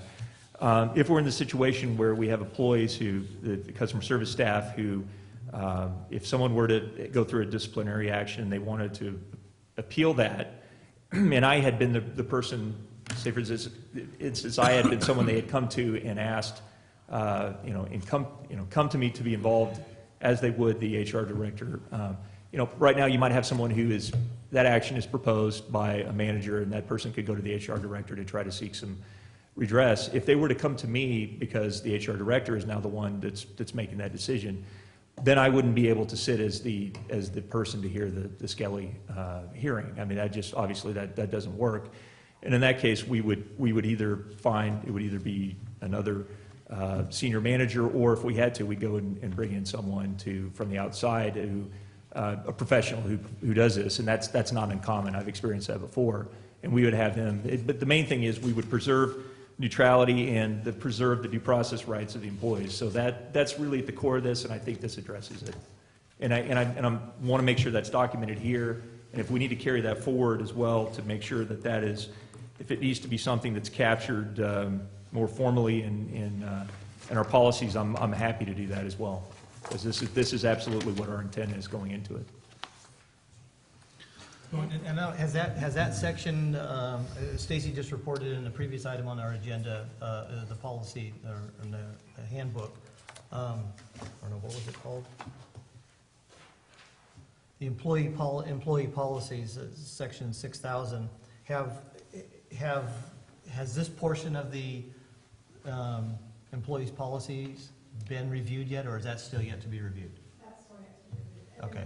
Within the current policy, anybody complains to any supervisor, department head, or GM, they already have that option. Okay. Okay, and one last question. Illness or vacations? You know, who will be covering these positions? Well, that's a good question. I mean, we've got, in some ways it's not, I mean, we kind of deal with that right now, but, you know, that, I can't see anything in addition to what our considerations we would have for that right now. I mean, you know, you're obviously going to have unplanned, you know, things, but the main thing is, you know, we all have, you know, we've got close communication with each other, and if there is anything that comes up, we'll deal with it, and we've got resources. I mean, just like on, you know, if Joel you know, we're slated to be at the State Water Board hearing to testify, and he couldn't be there, then I would suspect it would be me or Peter that would step in and perform that. And I think what's important is, and with this and with Stacy's effort, is that, you know, Peter and I, you know, are very closely involved, and there's a lot of coordination between us, particularly at the beginning, to make sure that, you know, again, if something comes up, we know how to deal with it, and we're prepared for it. I appreciate the hard work that you put into this and the thought and everything else. And with all due respect, I'm really leery of some of these positions being eliminated. I would like, my personal preference would be, let's not have them filled. But as we start eliminating positions and then may need to recapture them at some point in the future, you know, just keeping them unfilled. For instance, the assistant to the general manager. I think that in most of the firms that especially the larger firms I've dealt with, there's always assistance to the GM to fill in his absence and whatnot. I would prefer that position remain unfilled as we've done, rather than totally eliminate it and then maybe bring it back. And again, Dave, this is just my personal perspective on things. And the customer relations manager, I mean, our customers are number one in my book in so many different ways. And so I think what we have are two really unique people, Stacy and Joel, that easily transition into those. But as you mentioned, when the agency goes to the point where it's beyond, Stacy or Joel or both retire or move on, finding that unique person to fit both of those positions may be a real challenge. Whereas if one or the other, or a 75-25% share of the two positions or whatever, I'm more inclined to say, let's keep them on the books. Can we do a 75%, in Stacy's instance, 75% human resources, 25% customer service manager? Maybe that creates a lot of problems I'm not aware of, because I'm naive here. But that gives us a flexibility then of always coming back and saying, hey, now that our resources, financial resources are to the point they are, we can get 100% FT or 1% FTE for each of those positions now.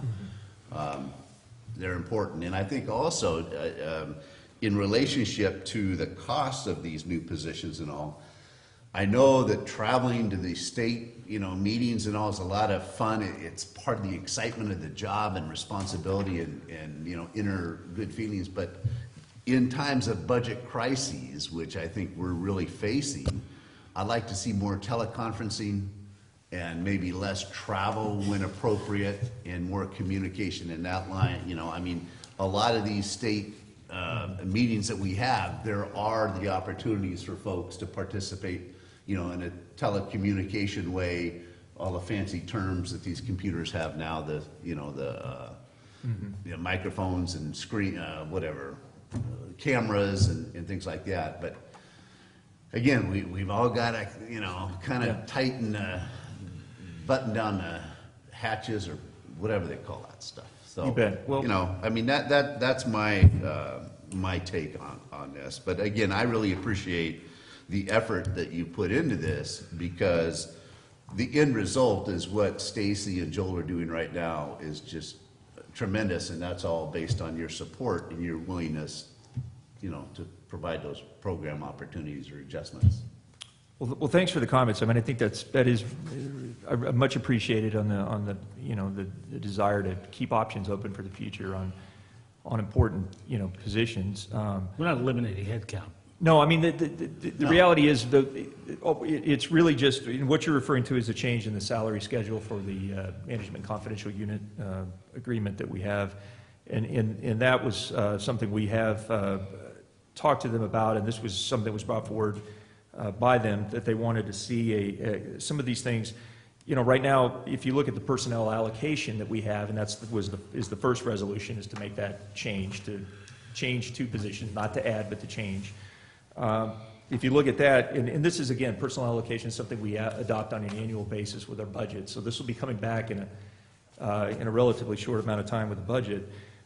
The board has already basically eliminated those positions from the personnel allocation. Like the assistant manager position, it was in the allocation in 2015-16 allocation with the budget at that time, but as of 2016, it was deleted. So really, what you're seeing on the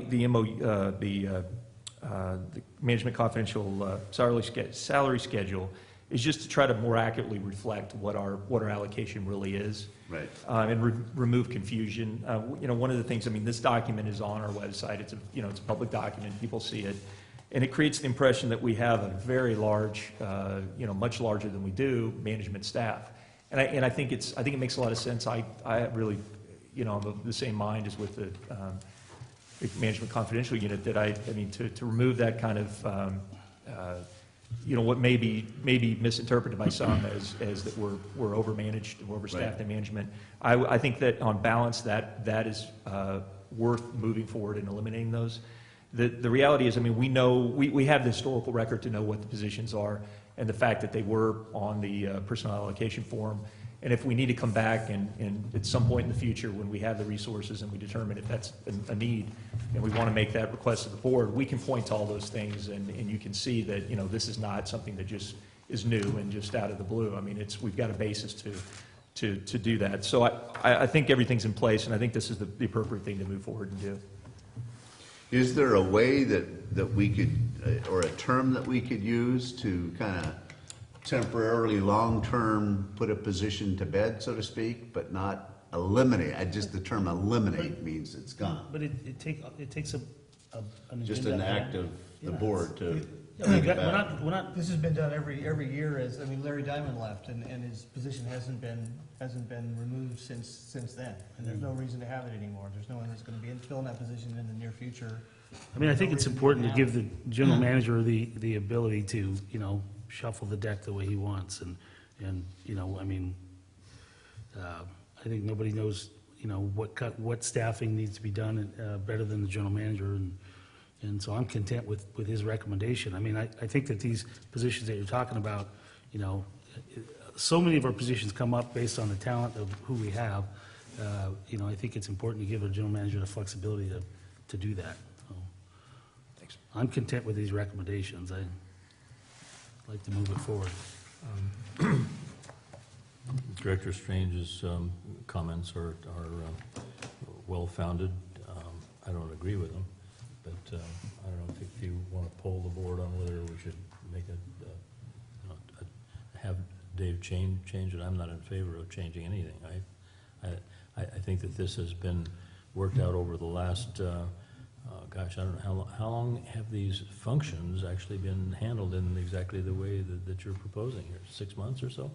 Yeah, these have, the temporary reorg was late last year, so yes, it's been going on, and,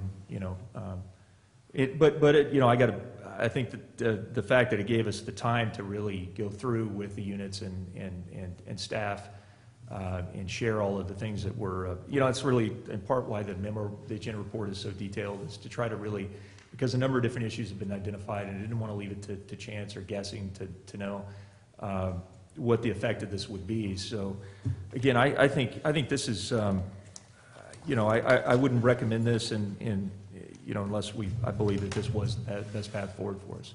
But I do appreciate the comments about staff and the positions. I do very much appreciate that. Well, could we Okay. try to move this forward? Yeah, I would like to make a motion that we approve this personnel allocation and approving a side letter of salary schedule changes with the management confidential unit. Can I second? We have a motion by Director Thomas, a second by Director Underhill. Is there any more board discussion? Any public discussion? Mona, you want to call the roll, please? And this is just for the one. Yeah. Yes, Director Strange? No. Director Radowitz? Yes? President Davidson? Yes. Director Thomas? Yes. And Director Underhill? Yes. Okay, now, do you want to have a discussion of the side letter, or are we good? It's all part of the same discussion, so if you have any other questions, I'm happy to answer them. Otherwise, I would ask. Can I get a motion for action regarding the? So moved? My motion included the side letter. Oh, did it? This is only the I'm conflict sorry. of interest. Did it? It's going on Okay, before. I apologize. So that's done. What was the clarifying? Both of them. Well, Well, I So we thought- should do it again? Let's just do it again. I would do it again. I would do, Okay. by, So- that was my understanding that was just for. We have a that motion by first one. Director Underhill. Is there a second? second. Okay, we have a motion and a second. Any public discussion or board discussion? What was the motion again? This is just for the side letter. He had included it before, but then Mona made a Dividing up clarification. these two, when she asked the question, I thought she was talking about dividing up 4D and 4E. No, but it was. He came So all up we're- with about all All we're three doing of is them. formalizing the second part of that. Right, so we're still on 4D, the second part about the side letter. We got a motion on it. Is there any discussion? And that's with the compensation agreement. Yes, the salary schedule, that's just to Yeah, make that salary change. schedule. Any public discussion? Please call the roll. Director Strange? Yes, in relationship to since the last action just passed. Director Ratliff? Yes, no matter what. Director Thomas? Yes, no matter what. Director Underhill?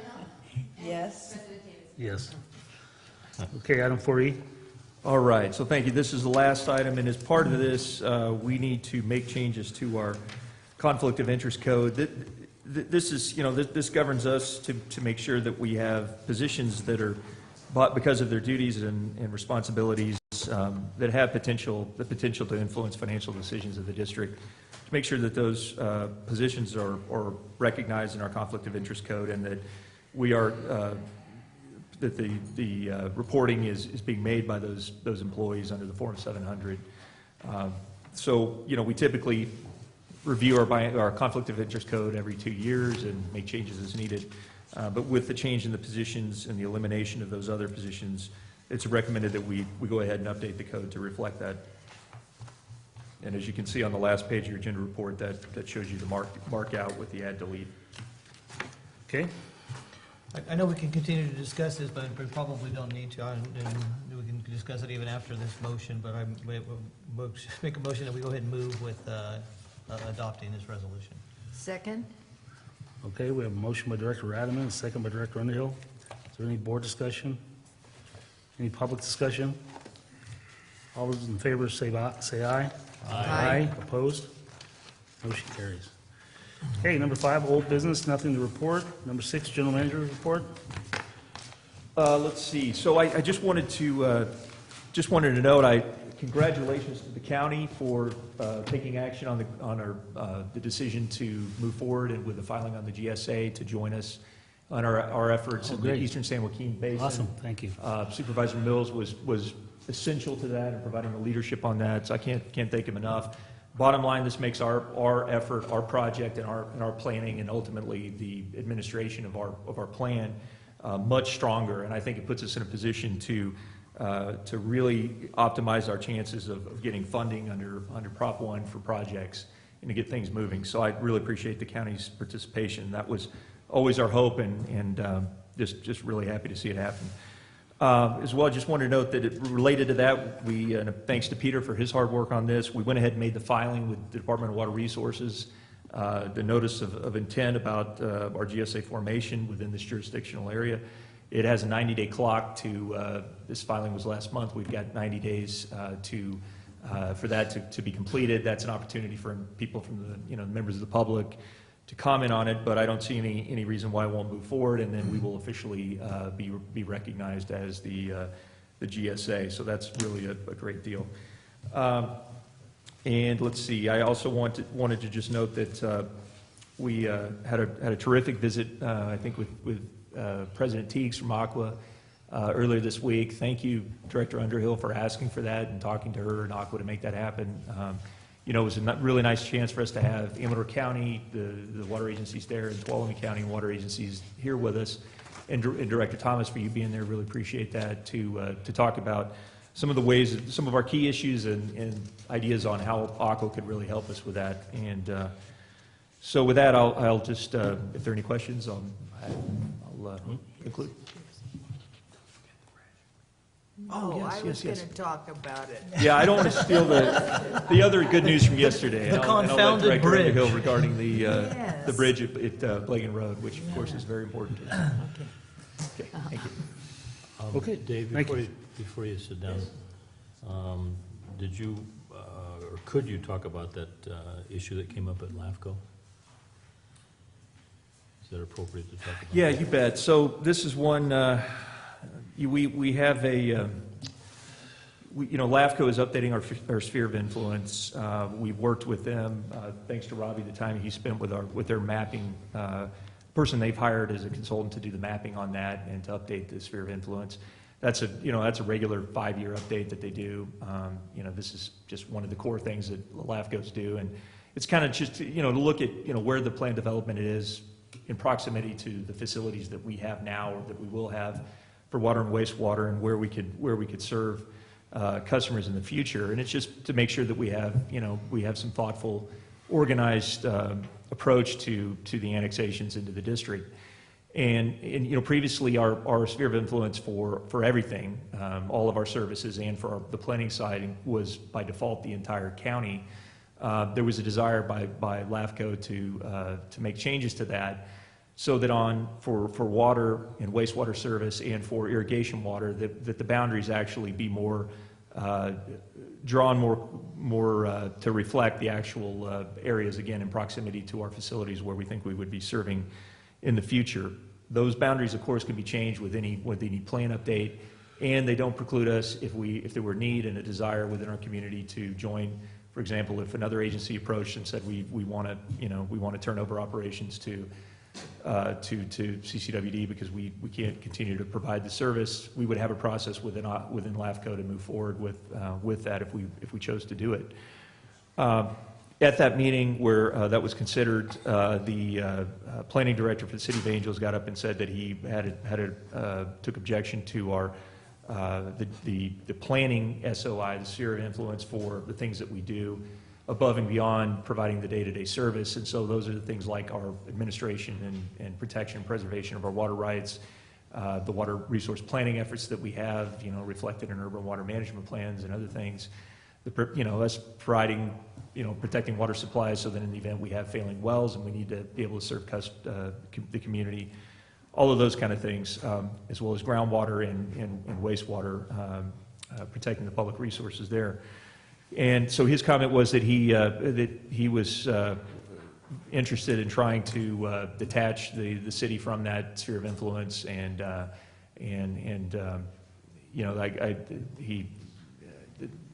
my understanding that's about $70,000 in property tax revenue associated with that. So they don't see why they're making that, or from his perspective, didn't understand why they were making that ongoing expenditure. And so, it was a surprise to me. I didn't have any idea this was going to be presented in front of LAFCO. My response was, please push back the date of the hearing on the adoption of the update, so that we have time to sit down and try to resolve this. Did the sphere of influence reflect that change? Not yet, no. And likely they would have to file a petition with LAFCO to actually do that. But, I think, so we're setting up that meeting, and John Benoit said that he wanted to be part of it as well. And there are other people we work with at the city, like Dave Myers, city engineer, who we want their perspective. I mean, he's a participant in Highway 4. One of the big things that we're doing is protecting and preserving the water rights on the Stanislaus River, and a chunk of which could be the future water supplies for the city, and others receiving water through the UWPA system. So I think I have to believe we'll find a way to work through this. I tried to communicate in that setting, which is a bit awkward because it's a public setting, and but the reality is, I think that us if this were to happen, I think it's a self-inflicted wound that doesn't serve us. It simply sends a message to others throughout the state that we don't really need the things that we say we need or value them to the extent we say we do. And when we get into before the state and discretionary actions on water rights and other things, that's not a position we want to be in. So I got to believe we can work through this. And the hearing on the SOIs is in July, mid-July. So my intent is to get this resolved before then, and hopefully this is not an issue. And we're going to have a report on the sphere of influence at one of our board meetings also. Yes. That's a great idea. We should we'll come to the board in June, and hopefully this issue would be resolved as well. Lastly, just to note, there's one other related to other agency work. We do have the draft EIR on the cannabis, commercial cannabis is out on the street. There's a 45-day comment period on that. It will expire mid-June. And obviously, the document itself analyzes water-related impacts to water quality and water supply. And so we staff are working on compiling some comments on that. And this is centered around the kind of things that we talked about when we had the workshop on it. A lot of the things that the state is regulating. Just being mindful of the fact that there are real considerations as far as our watershed, and legal diversions, impacts to water quality with the, grading, different aspects of it that would be applicable, whether it is, continues to be legal or it's prohibited. And I think it's prudent for us to be on the record on that. And I would hope that other water agencies in the county as well, and we'll be reaching out to them to see if they will also join in submitting comments. We'll be back to the board with information on that as well, but I just wanted to let you know. And that's something I intend to work with the president and vice president to as we develop our comments, to give you an insight as to where we're headed on that and get some feedback. All right, great. That's all I have. Back to the comment by the individual from the City of Angels on the sphere of influence, is there intent to become more autonomous in that area, and they would take on any of the management with water and wastewater kinds of things, and they want us to be held at bay within their jurisdiction? Is that the purpose of that? Or? I mean, that was. I don't think it's that well thought out. Yeah, I understand. It's a natural. I'm sure it's a natural reaction to some of the additional costs that they've had to experience for the water supply, and a lot of the things that and real challenges that UWPA has been up against, and their members have had to address, and so it's probably a reaction to that. But I think it just really emphasizes in my mind how critically important it is that we have strong relationships with our sister agencies across the county. And that's one of the things I've talked to Joel about, since we need to have a recurring, we need to be in front of these agencies and their staff on a recurring basis, to be there at their meetings, to be available to them, to explain what we're working on. I mean, I feel, part of it I think is frankly, we haven't done a good job of sharing with them what we're working on, particularly at the state level, that would benefit them. The stuff on the flow setting with the Delta and all of that, I mean, that directly impacts all of our water supplies on the stand. I mean, we need to get in front of them and give them that information. So, that's just one of those things that, unfortunately, this is experience to learn that. But we're gonna do a better job of that. Well, yeah, I'm glad you mentioned the T-stand, because we are JPA members of both the city as well as our agency on that, and I know that for a while they had difficulty, or they were reevaluating their participation in the giving of monies to become a JPA, or at least set at the JPA level.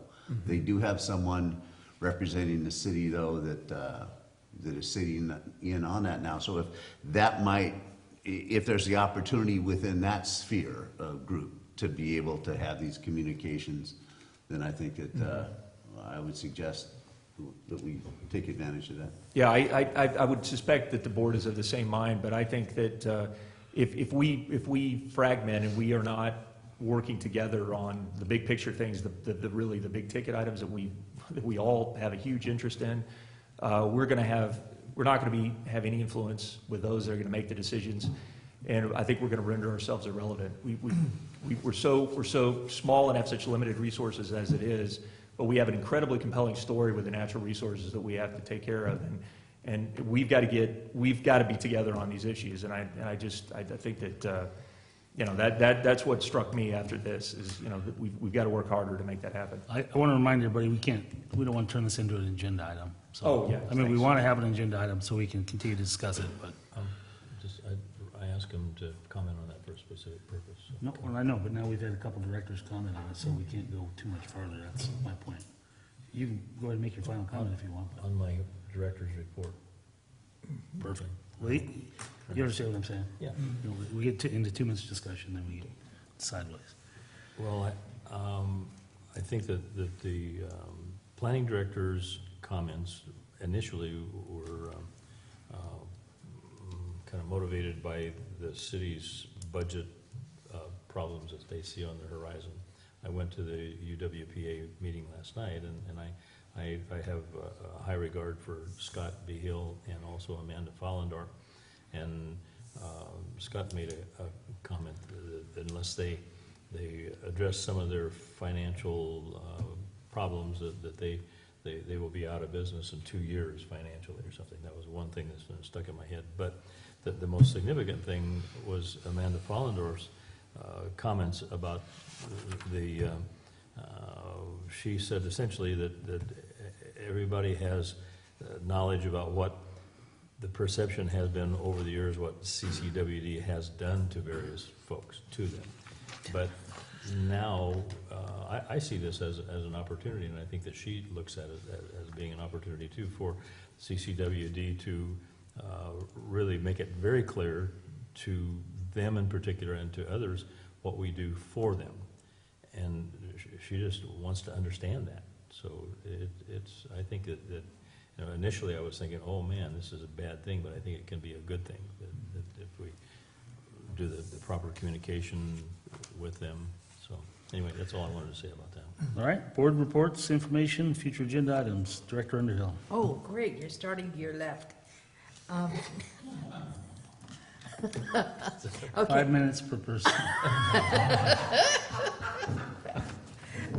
And I cut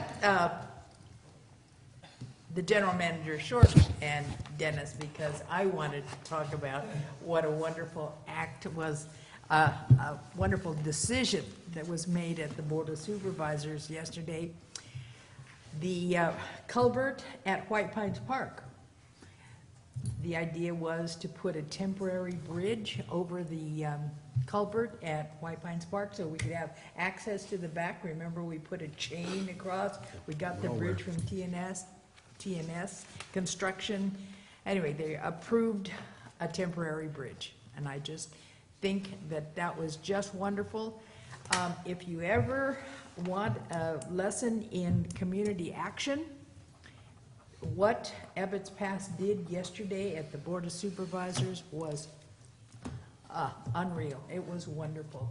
Every community group in Ebbets Pass was there, starting with the Moose, White Pines Park, the fire department, Snack, the sporting goods up in Arnold, well, CCWD, Joel made a presentation and I said a few words.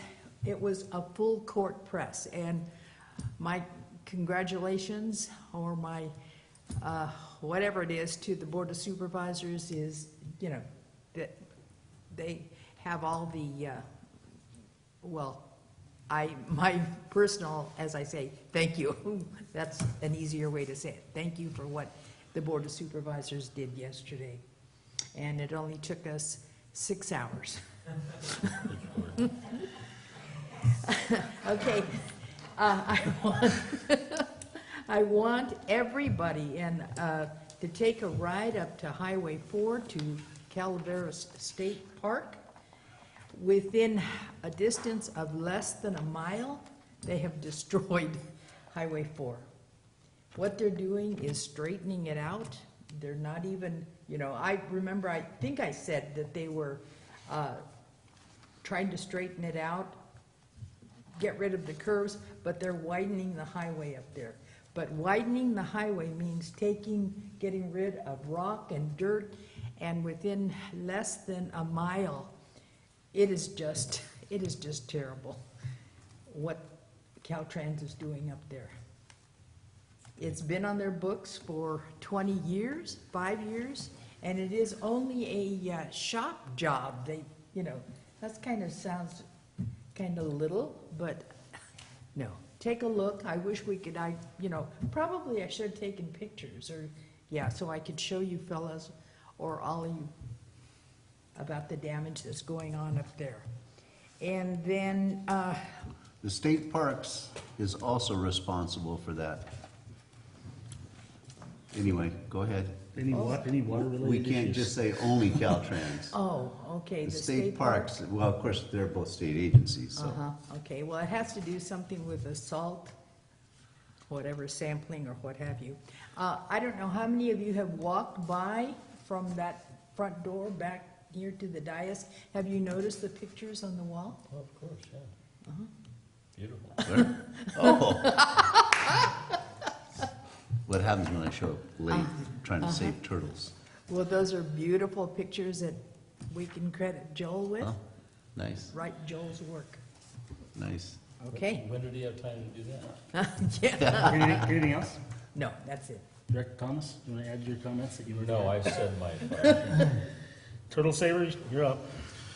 I attended on May 9th, CPUD had a public outreach event where they were looking at their fire hydrant policies and access to their water in various places, their new card system that they're putting in and major renovations on that. Water theft was an issue for them, as it is for us up in the West Point and other areas. And so it was, yeah, really informative on how they approached that. The fire districts are very interested because one of the big issues was in the event of a catastrophic fire, and kind of like the Butte Fire where they're bringing all these fire districts in from out of the area, they may or may not have access to those hydrants and, you know, the challenges with communication on a big emergency event.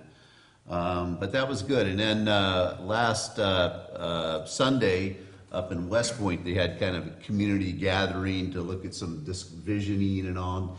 Two things that I think were important, well, three. One is we identified some of the folks for outreach, and I passed that on to Joel. The second thing was there was a fair amount of interest in raw water availability up there, or raw water distribution system. And then the third thing is I just kind of gave them a little FYI. We're having some real struggles financially in our wastewater system. And I wouldn't be surprised if some point in the near future we had to look at increasing rates to offset some of those things. So at that point in time, I was escorted out of there. No. That's true. So, you know, just kind of starting that seed. Anyway, so that was last weekend. And I have no other info to share. Director Adams? We have started up a dialogue with President Davidson and I, as Vice President, have started up a dialogue with the Board of Supervisors Chair and Vice Chair, and we had our second meeting this week on Monday. I think we got a set meeting now once a month, was it the third or fourth Monday of each. And we've already talked about the issues, most of the issues that came up was the GASMA. And again, I mean, congratulations to the county. It's a good, it's a good thing to support, and it is good to see unity within groups within the county and collaboration, working together on projects. And I think it's going to show a strong force going forward with GASMA, and LAFCO and the Blagan Bridge project are other things that came up. Director Davidson may want to talk about the other things that we discussed, but or maybe not in the interest of time. I'm gonna. But I think it is a great project going forward. I do want to comment on something similar to that, possibly with the City of Angels. If there are Opportunities, in opportunities for collaboration, opportunities for discussion, and maybe a similar meeting be set up on a regular basis, and maybe not quite as often. I don't think we have as many overlapping projects, but I do think that